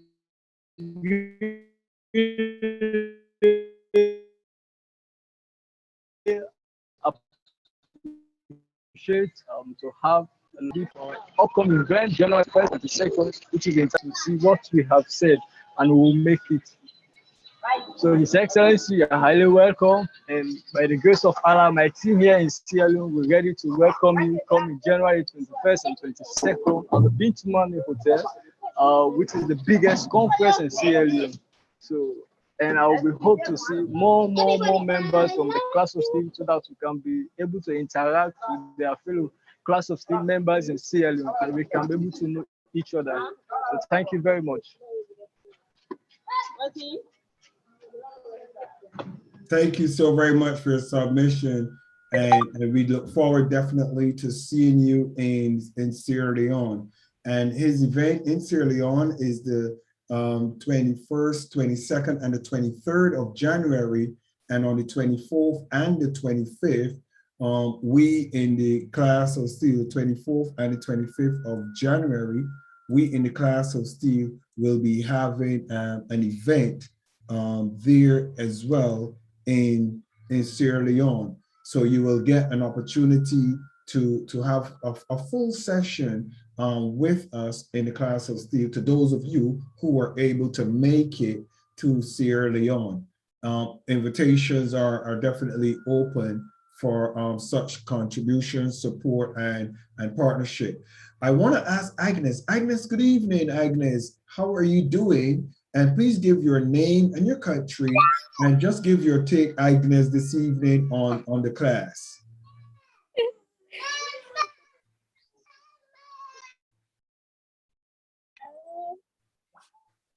Hello. Hi, Agnes. Good evening. Good evening, His Excellency. Where I am, I cannot really put on my camera, so I keep on coming on and off. Today I have learned a very lot from your teaching from today. Today you taught us, you basically taught us how to value ourselves, to be proud of where we come from, our country, our culture, wherever we find ourselves. We don't have to just by our color feel less of a person because of where we find ourselves. You also made us understand that keeping a good integrity is very important. To quote you, you said your integrity should have gritty like a sandpaper. To be able to drive away bad things when they get in contact. You also gave us the importance of being humble. That is, we just don't think that we have reached there. And so we are an embodiment of knowledge. So nobody can correct or give us ideas, because everybody has something they know that is so unique that you may not have it. So you need to be ready to pick up from all sides. And then we should stop pretending when you don't know something. You shouldn't pretend that you know it. Okay, thank you very much, because the kids are going to mess it up for me. Thank you, Doc. Mama, Mama, hello, baby. Mommy. Hello, baby. Hello. Hello. Wait.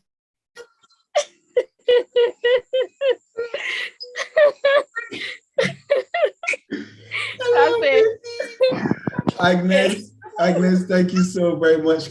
Agnes, did you behave well at work on Monday, Agnes? Please, I didn't hear you. Did you behave well at work on Monday? You didn't cause any troubles? Oh, yes, I did.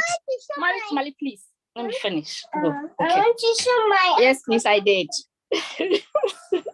All right. I did. All right, Agnes. Thank you so very much for being here. I appreciate you, Agnes. Thank you.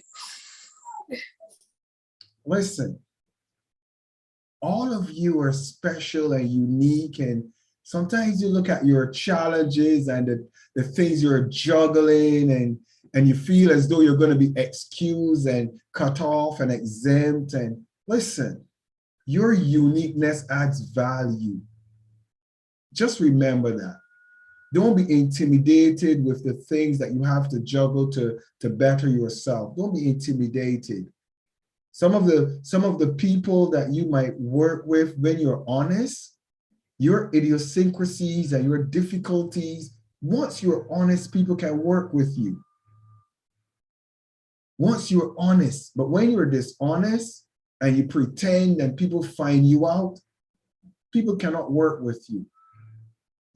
Just remember, please remember integrity when I talk to you.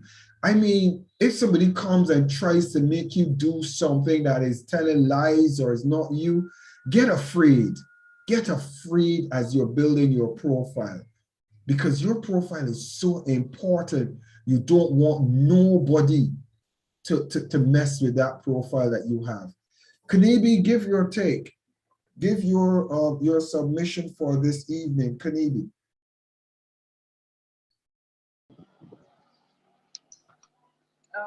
Thank you very much, Your Excellency, for the opportunity. Like always, it's always a top up, like leveling up to the next higher level. I really appreciate today's class on profile, uniqueness, being real, being you, doing you, and being proud of doing you. So that's all I can say. I am exceedingly grateful for every class. Thank you so much, sir. Thank you so very much. Pretty, good evening, Pretty. And I want you to give your take on this evening's class and what have it done for you? Oh, good evening, Grandmaster. So nice to see you in the class today. Good evening, all the excellencies in the house. My name is Uchenna Pretty from Nigeria. From the start of the class, I was somewhere, I was now at home. So my video kept coming off and on. But I'm glad now I'm back to the house. So from my submission for today's class, what really caught my attention was when Your Excellency, when you mentioned the details of a CV, when you overload your CV with much details, like you studied mechanical engineering and you're going for a job that is maybe let's say, for example, HR job, and you know a bit of HR job, and you've worked there, let's say like 10 years of experience, and then you add that as one of your backgrounds. You put mechanical engineering, you put HR, you put maybe account, what they call it, accounting stuff and all that. You overload them, and then these people you're going to meet, maybe it's an indigenous company, like oil company, an indigenous one, and they're looking at this CV. This person is so endowed with knowledge. This person is above us. Who can't really keep this one. He might the HR man might even be thinking you're coming to take his place, and he'll be like, no, we can't pay this man, or we can't keep him. If we employ him, I might lose my own job and all that. So I remember it happened to a friend, and he kept searching, and they'll keep telling him, we'll get back to you. He passed all the interviews, but when you think of all these backgrounds, they are too much. He's too big for that job. So that's where really strikes me. And again, talking of being real and being proud of who you are. I'm a proud mother. I'm a proud mother of 4. I'm a proud wife. I'm a proud teacher. Anywhere I have I think any school I'm being transferred to, my school heads are always proud of me, and because I'm always representing. So let's keep being real. Thank you to all the class of Steele members today. Thank you so very much for your submission, Preeti. And we appreciate you very much in the class of Steele. And I will share a testimony, and it's a fact. I remember when I returned to Barbados, and I have a friend, and he owns a company, and he looks out for me. and I was in transit. I was going to be there for a couple of months, and I wanted something to do. And I said to him, I want to work for him. I want to increase, what he's doing and everything. And he owns a bread company, one of the largest bread companies in Barbados. As a matter of fact, I could say, shout out to Nichols Bakeries in Barbados, Mr. McDonald's Nichols. And Mr. Nichols, I told him that I wanted to work delivering bread for him. Mr. Nichols says, Michael, no, I don't want you to work for me. He calls me Doc. As a matter of fact, he's the first person that calls me Doc before I got my doctorate. And he said, Doc, he said, no, Doc, I don't want you to work. No, Doc, I don't want you to work for me, Doc. No. And I said, well, please, Matt, please, come on. And a long story being made short, I worked with Mr. Nichols and increased the company's profitability and opened a new route and different things like that. But Mr. Nichols taught me one thing. He said, sometimes when you're in a position and you change your position or your status, you devalue to some degree your voice. Because while I was working with him, I was treated as a driver. I had to be treated as a bread delivery man. Get what I'm saying to you? I'm his best friend.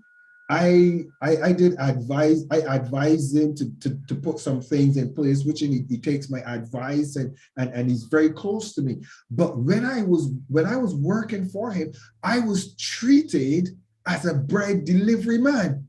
And as a matter of fact, very interestingly, some of the staff there did not really know who I was because I was seen to them as a bread delivery man. And some of them found themselves in problems because of their behavior towards me, not recognizing who I was.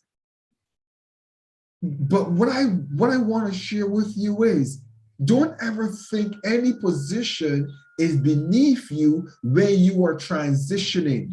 Because I promise you, while I was a delivery man for Mr. Nichols and Nichols Bakery, I had a fantastic time. Oh, I met some interesting people in some interesting stores, and the owners of the stores are my friends. The owners of the stores that I deliver bread to are my friends. So you get to a place where when people see you as humble and respectful, it is just beautiful. And I want to challenge all of you in whatever you're doing, whatever, do it with such pride and such love and such joy that you will reflect a character that people will give an opportunity to. Kunje, you've been quiet. Give us your take this evening's class. Kunje. Oh, hello, everyone. Well, the first thing that I have learned today is that is to put the right profile for the right job. Don't put unnecessary stuff. If you are applying for a certain job, you have to put up the right profile. That's what I've learned first. And the second one is about prejudice. It hinders progress. Treat everybody, don't see color. Treat everybody as equals, and chances will open up for you. I think the third one is don't think you are greater than anyone, and the greatest people are the humble ones. I think that's all I learned today, and I would like to thank you once again for the class today. Thank you so very much, Kunje. I appreciate your submission this evening. Ruth Gordon, I see your hands up. Ruth, go ahead. And then Chukwuemeka, you're next. And then we're going to go to Grandmaster and get ready to wrap up this evening's class. The time is now 7 p.m. here in the UK. And we're going to be wrapping up the class of Steele very soon. Ruth, your turn. Then Chukwuemeka. And I think Samuel, I'll also jump to Samuel. Grandmaster, you are going to come in close to the ending of class. Go ahead, Ruth. Thank you so much, Your Excellency. Good evening once again to Excellencies and my colleagues. I'm sorry. Yeah, it's 3 a.m. here in China. And I would like to ask a question. Wait a minute, Ruth, you just jumped me. Ruth, you're in China? Yes, please. Wow. Come on, let's celebrate. Let's celebrate China. China is in the class of Steve. Thank you. Go ahead, Ruth. Yeah, I'm always joining from China, actually. I'm a Ghanaian, but I'm here in China studying. So 3 a.m. here. And my question is, listening to what my sister said, Preeti, regarding the friend who was versatile in his CV. He has his CV with different backgrounds, and it's so rich. He's good at what he does, and companies were so much afraid to hire him because of maybe his status. They might not be able to pay him and all that. In this case, when you are versatile in your CV, you have different backgrounds, but you are very good at what you were doing. Does that mean that in order for you to get a job, must you reduce your CV to some point, or you need to keep all those profiles in there? And then which way can you convince them for them to hire you? Yeah, that's the question that was just creeping into my mind right now. You know, I was smiling when you asked that question. And again, it is, what's the temperature like in China right now? You look like you're all cold and you got that airplane thing behind your neck. Yeah. What is it like? It's very cold, actually. It's, is it 20%? Yeah, kind of. In my city, yeah. Okay, what city are you in? I'm in Zhengzhou, Henan province. Okay, ni hao. Ni hao. Ni hao ma. Wan han hao. Ah, good. Wan han hao. Nina? I don't speak that much Chinese. I just know a little bit, so I just say Tejier.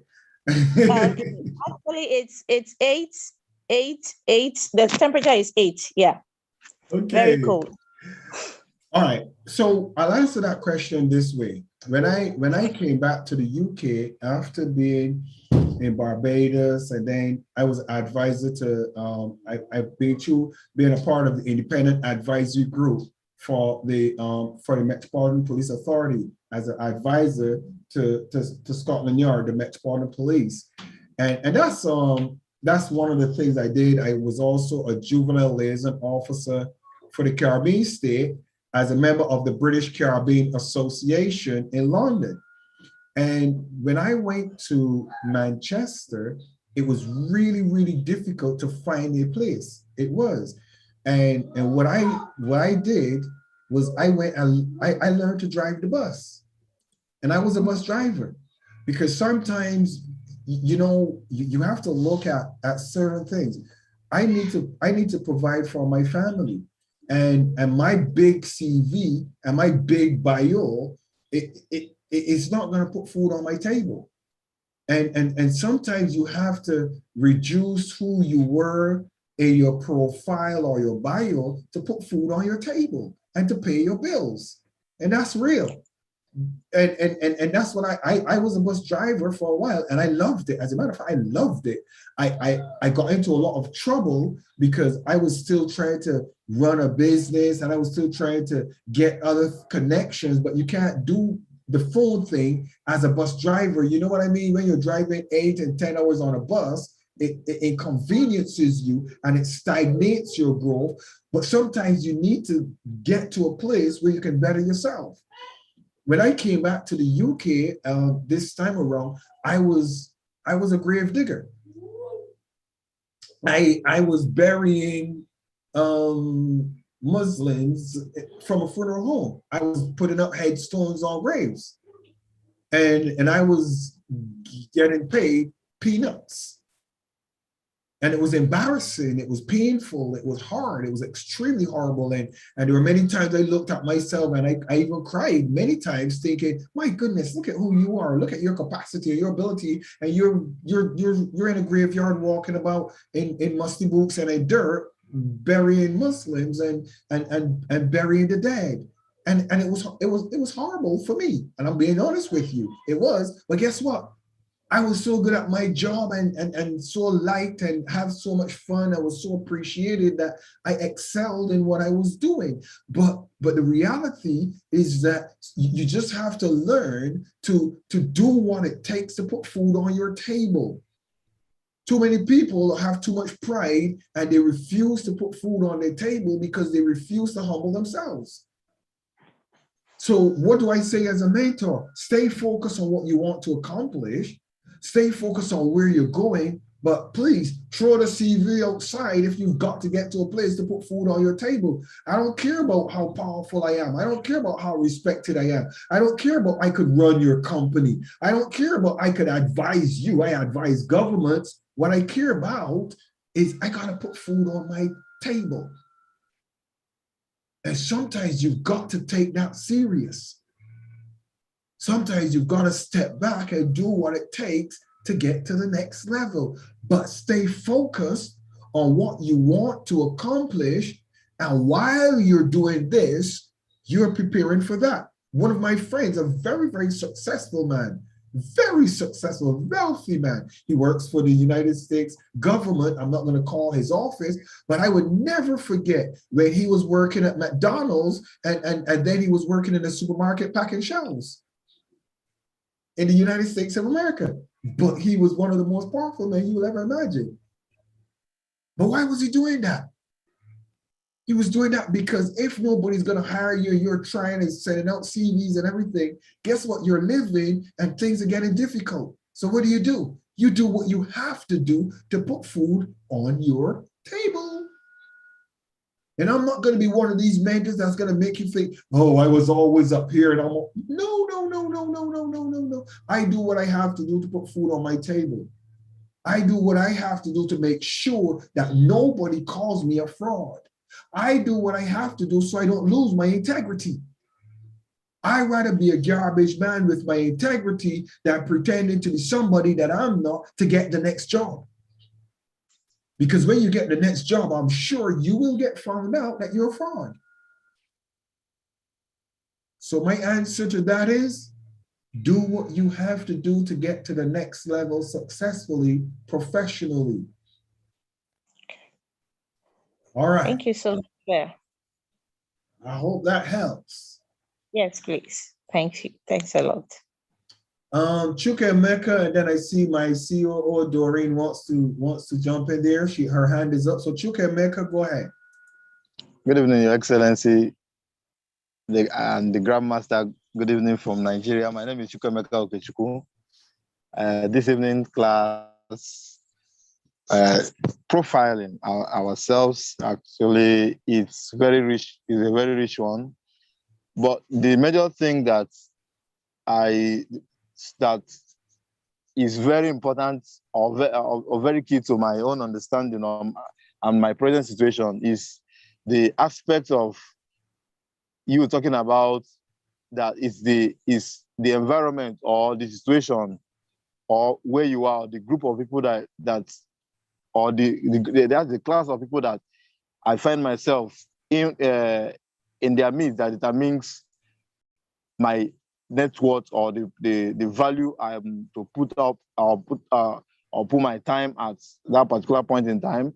And equally from this your answer now, you equally addressed it very well. That when situation comes or whatever happens, that will determine the profile I'm going to put out, especially in job hunting, because here in Nigeria is very, very competitive and it's a very serious thing, picking a job.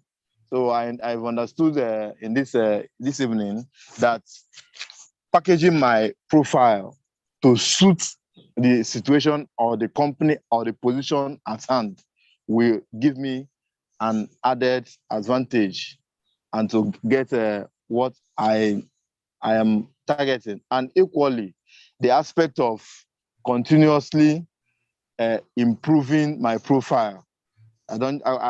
One doesn't need to just sit down and wait for things to happen. One has to work on the profile, improve the skills so that the profile will keep growing and get better attractions. Thank you very much, Your Excellency. This is my submission this night. Thank you so very much for your submission. Doreen, I'm going to come to you. Just allow me to let Olukoya Oyinkansola to speak, and then I will come to you, Doreen. Go ahead, Olukoya.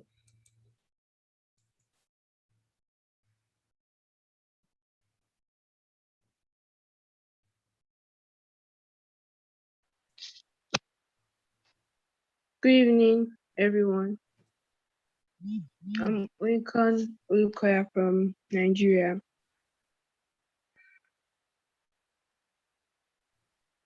And yeah, I was like blessed from the meeting this evening. And yeah, I think we should like focus more on like time management, because yeah, I know I came late, so I didn't really attend the meeting or participate in it. But like the little I had, like it's in my head. Thank you.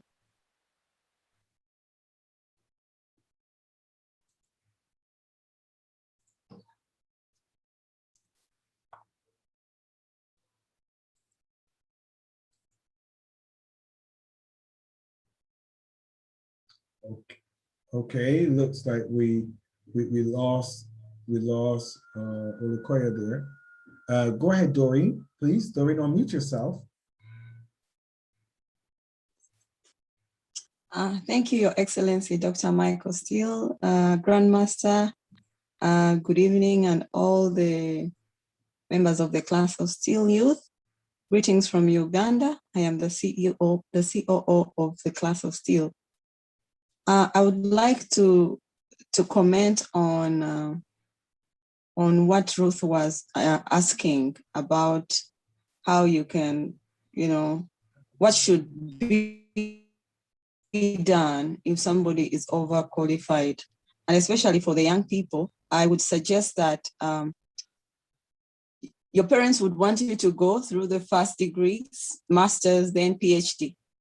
Should you take that route and then you go through the education system up to PhD, for sure you're going to find a big challenge in getting a job. But if you break your studying, like you have your first degree, work for 1 year or 2 years, then go for your master's, because for the after your first degree, then you have built your relationship. There are people that you'll meet along the way there. You've built relationship and you've networked. Then you go and upgrade for your master's. Then after that master's, then you work again. Then maybe also work for 2 years, then go for your PhD. So in that way, you're able to go to the higher level very quickly. But if you go through the whole education system, you come from secondary, you go to university and then to PhD, trust me, the people that stopped at first degree, they'll be in high places, because for you to acquire PhD, you have spent so many years in school and they're already in high position. They will make it so difficult for you to get a job. But if you've already networked, they will say, oh, we actually know Ruth. Yeah, Ruth, we remember, we worked with her, she did this. And they will always even recommend you for that job. So you don't really have to start from the bottom, or you don't really have to go and do things like you have to go and do simple jobs. You just go straight to having your qualification and have the right position in that relates to your academic papers. I remember I had a relative who went to Russia and did chemical engineering up to PhD level. I tell you, he spent so many years without employment. He was not able to think about the box. He wasn't able to think out of the box, that to say, maybe let me start at the bottom. He said, no, first of all, you're already old in age and you're overqualified, you're more knowledgeable, and all the levels of all the positions that are high, no one is going to allow you to come and take their seat. Such people who are qualified, they are difficult to be humbled. They can't humble themselves. They just cannot humble and say, okay, I'm going to just submit my first degree. There is no way. It's not going to happen, especially in Africa. Like in Uganda, where I am, I have seen those guys. They are so difficult to control. Even when the one who is interviewing them is also underqualified. So the person is not going to allow you to cross over. So what he did, he decided to be a consultant. He started writing proposals himself and selling them to firms, to companies. And by luck, he got one contract that changed his life. It turned around his whole life.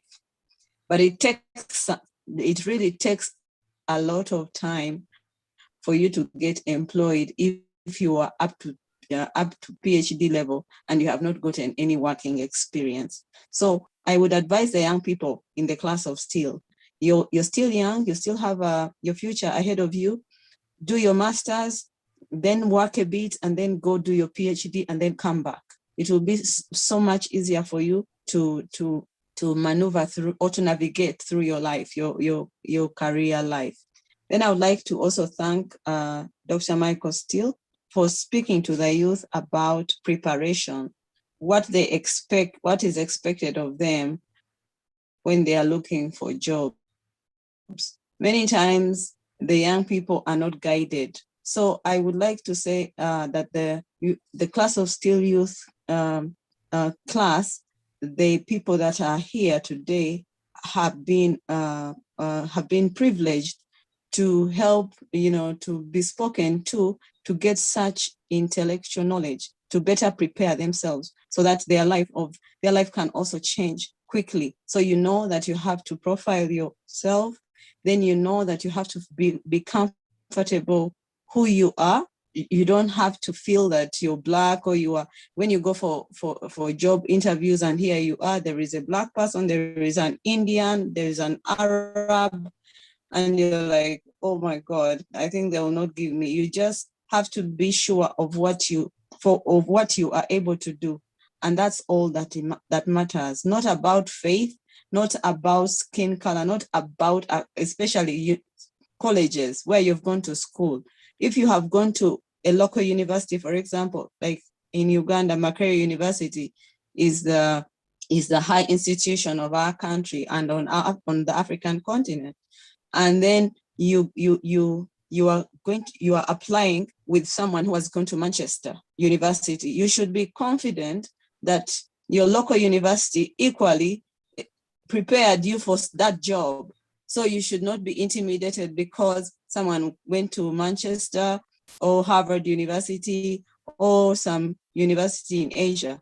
So you are competitive. You're very comfortable with what you're doing and what you're going to offer because you have the skill and the experience. So with and the social status, you might, many times you are you are going to do interviews and you have rich children, you are competing with names of family names, prominent people in society. You're like, oh my God, there is the daughter of the minister or the judge's daughter. And for me, I'm coming from a low, my family is really low. They are primitive. How am I going to be able to be competitive?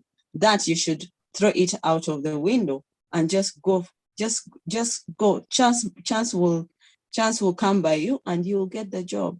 So thank you, Dr. Michael Steele, for preparing these young people for their future. Thank you so very much. Thank you so very much, Your Excellency, Doreen Burunji. Thank you. And Your Excellency, please know it's not me preparing them, it is us.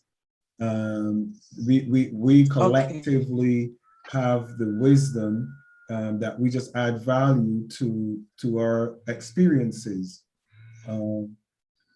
And I think it is an us thing. Grandmaster, good evening again. And just, Grandmaster, share your thoughts on this evening's class. Share your thoughts. Thank you. Protocol has already been established. This evening's class, man, it was amazing to me. Again, being away for a few weeks and back in the swing of things, it's great to see that we still have the drive and the ambition to go forward and do different things with our life and better ourselves. One thing about tonight's class, and I think that was very important too, not only was the integrity, but man, knowing your profile, creating your profile is so important. And I can't help but think about growing up in the U.S. As I did in the ghetto, believe it or not, and how the curriculum in school, the curriculum on TV, the curriculum on the radio always was not favorable toward us learning about the motherland and us learning about the continent. And so we were disenchanted about coming to Africa and learning about Africa and this type of thing. And now that I've had an opportunity to go to and from since 92 and over here now, it's a totally different mindset. I've met some of the brightest people, especially here on the class of Steele, from all the different countries that we represent. And I want you to take away this from this class today. As His Excellency said, and as Ambassador Doreen also said, you are valuable. You are valuable. What you have in your brain, nobody else has in your brain. Do not allow yourself to be devalued by anybody and anything in any shape, form, or fashion. Wake up every morning with a brand new perspective, seeing that it's a day that God has allowed you to see, a brand new day nobody else has seen before, and go out and make it happen. In creating your profile, you must have to stay on top of it. Make yourself marketable. I don't want us to get in the habit of being always busy, but not being productive. always busy, but not being productive. Those are two different things. I don't want us to waste time in not building our personal profiles, because that says a lot and it goes a lot. Like His Excellency said, to be able to go into a room of what we think might be people of higher education, or higher ups, or skilled in a different thing, we have to push past that. We have to know what we know. You know, I tell my students all the time, Your Excellency, in class, I always tell them, I say, hey, if there's something that I know, I'll tell you, hey, I know. If it's something that I don't know, I'll tell them, hey, look, I don't know it, but let's seek the answers together. And it goes about that integrity, it builds that profile. And I think going forward, I know going forward, the class of Steele is going to be able to prepare the young people that's involved here to take it further into the next step, especially here in the 21st century. And I think going forward, Your Excellency, that would help, that would be a piggyback on today's class too, is learning how to prepare them for a digital world, how to prepare them for a digital world, both in online as well as the in-person experience, because it goes hand in hand. But preparing them for a digital world in terms of making sure that that profile is done properly, I think, going forward. So this evening's class, man, I took away a lot of notes. Yeah, I'll take notes and I'll apply them. My students can tell you that I like it. Class of Steele is always my uplift, because I'm always learning something new. So thank you, sir. Thank you, Your Excellencies, attending this evening. Thank you, students. I learned from you as well too. Well, with that being said, thank you so very much, Grandmaster. You and I will be doing this for a lot of years to come, and we ain't going nowhere. I'm gonna close this evening's class with this. I want you to remember this. Please remember this. You're as great as you think you are. Seriously. Seriously. You are as great as you think you are. If you don't think you're great, don't let somebody say, oh, you're so arrogant. No, you're not arrogant.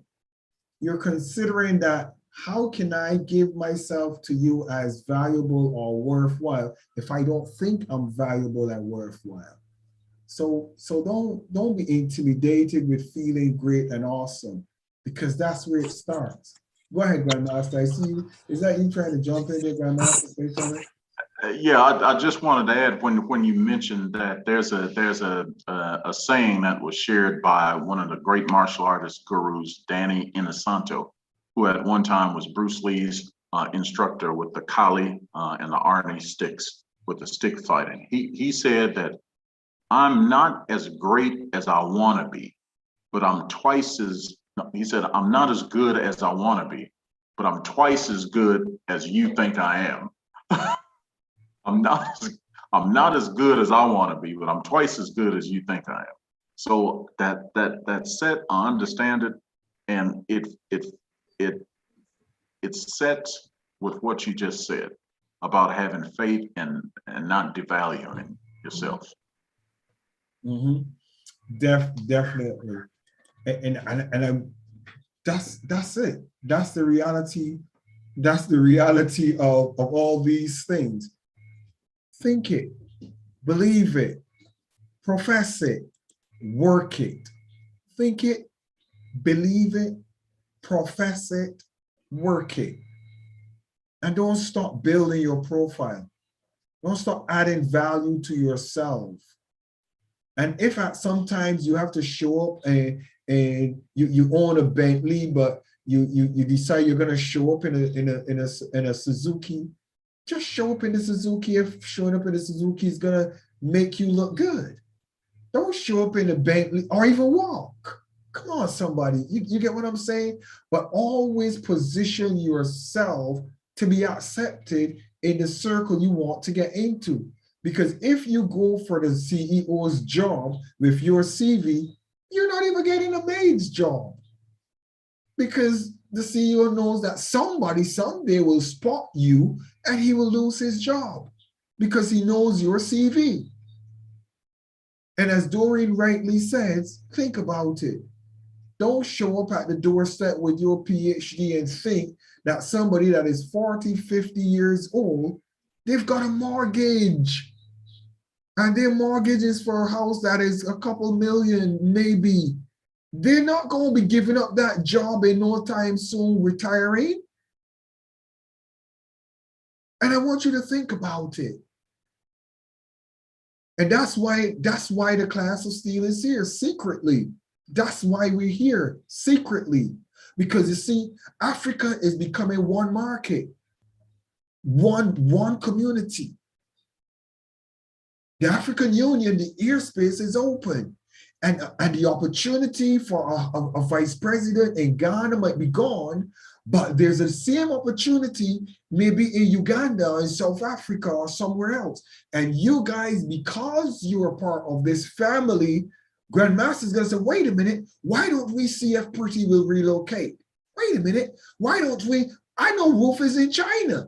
Let's give Ruth a call and see if Ruth would come and take this job. Come on, wave at me if you get what I'm saying. And that's the value of being in a community, in a mentorship circle, in a group like this, because I see Agnes is already smiling. My boss thinks he's going to trap me in this Nigeria all the days. Don't worry.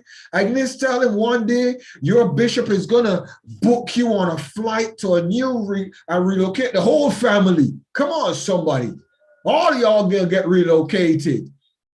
And they're gonna miss the opportunity to have you in their service. But that's how you have to think. Build relationships. Let somebody love you and know you enough to say, I'm gonna make sure I apply for a visa for you and help you. Let somebody get to know you. Let them get to know you're honest. You have integrity. You can trust, they can trust you. Dubai and Saudi Arabia is an economy that is being built right now with new talent, new cultures, new individuals. I'm too passionate for this. I'm Dr. Michael Steele. I love you guys so much, and I need to shut up and stop talking. My wife just bought me some tea. Cheers. And I'm going to have myself something to eat.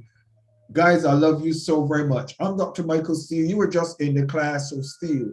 You're welcome to join us. And by the way, those of you who want to join the class of Steele during the week, Monday, Wednesdays, and Fridays, you're free to join us. If you're available and you want to join the class of Steele, please feel free to join us. There's no charge, there's no cost. I don't care what people think about how crazy I am. Just join the class, get the knowledge, and if it adds value to you, share it with somebody else. Share it for free, I don't care.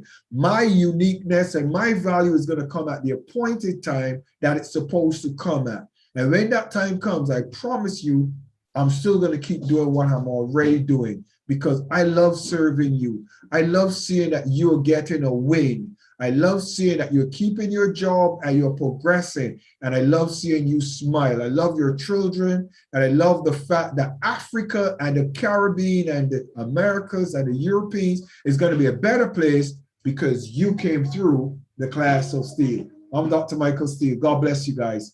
Bye for now. Agnes! Bye! Bye. Daddy! It's not Daddy. Uncle!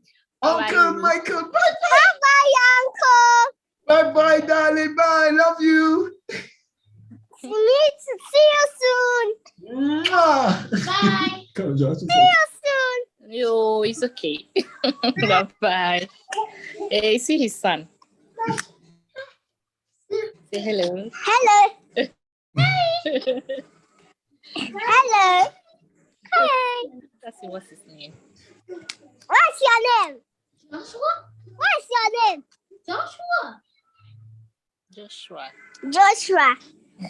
Tell him your name. My name is Maria. Oh, hi. It's good of you, right? Okay. Bye, guys. Bye. It's nice to meet you too. Okay, bye, dog. Bye, Joshua. Bye, Joshua. Bye. gonna go now. Bye. Okay, you bye. She didn't even say my name, mommy. Now, the reason why She didn't even say my name. I allow that to record is because you kids are going down in history on this video. Because you know what? The next generation is all about you kids. I refuse to stop the recording. Enoch is smiling. I see Enoch is smiling, but Enoch, you know what? It's about those kids, isn't it, Enoch? Come on.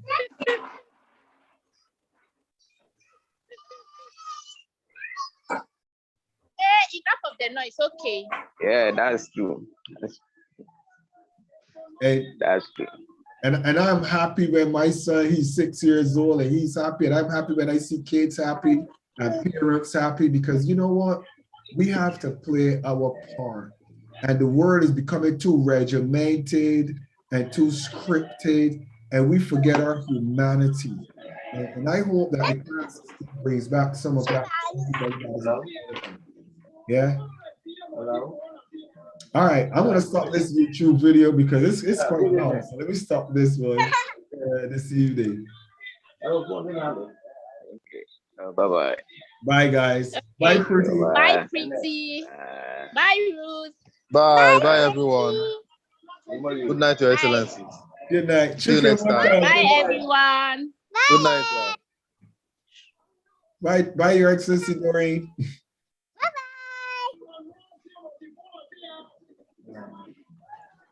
You know, not to be, I have to even put off this video. Why? Mommy, you said I'm going to have a lesson today. Mama. Mommy. Yes. Yes. You said I'm going to have a lesson.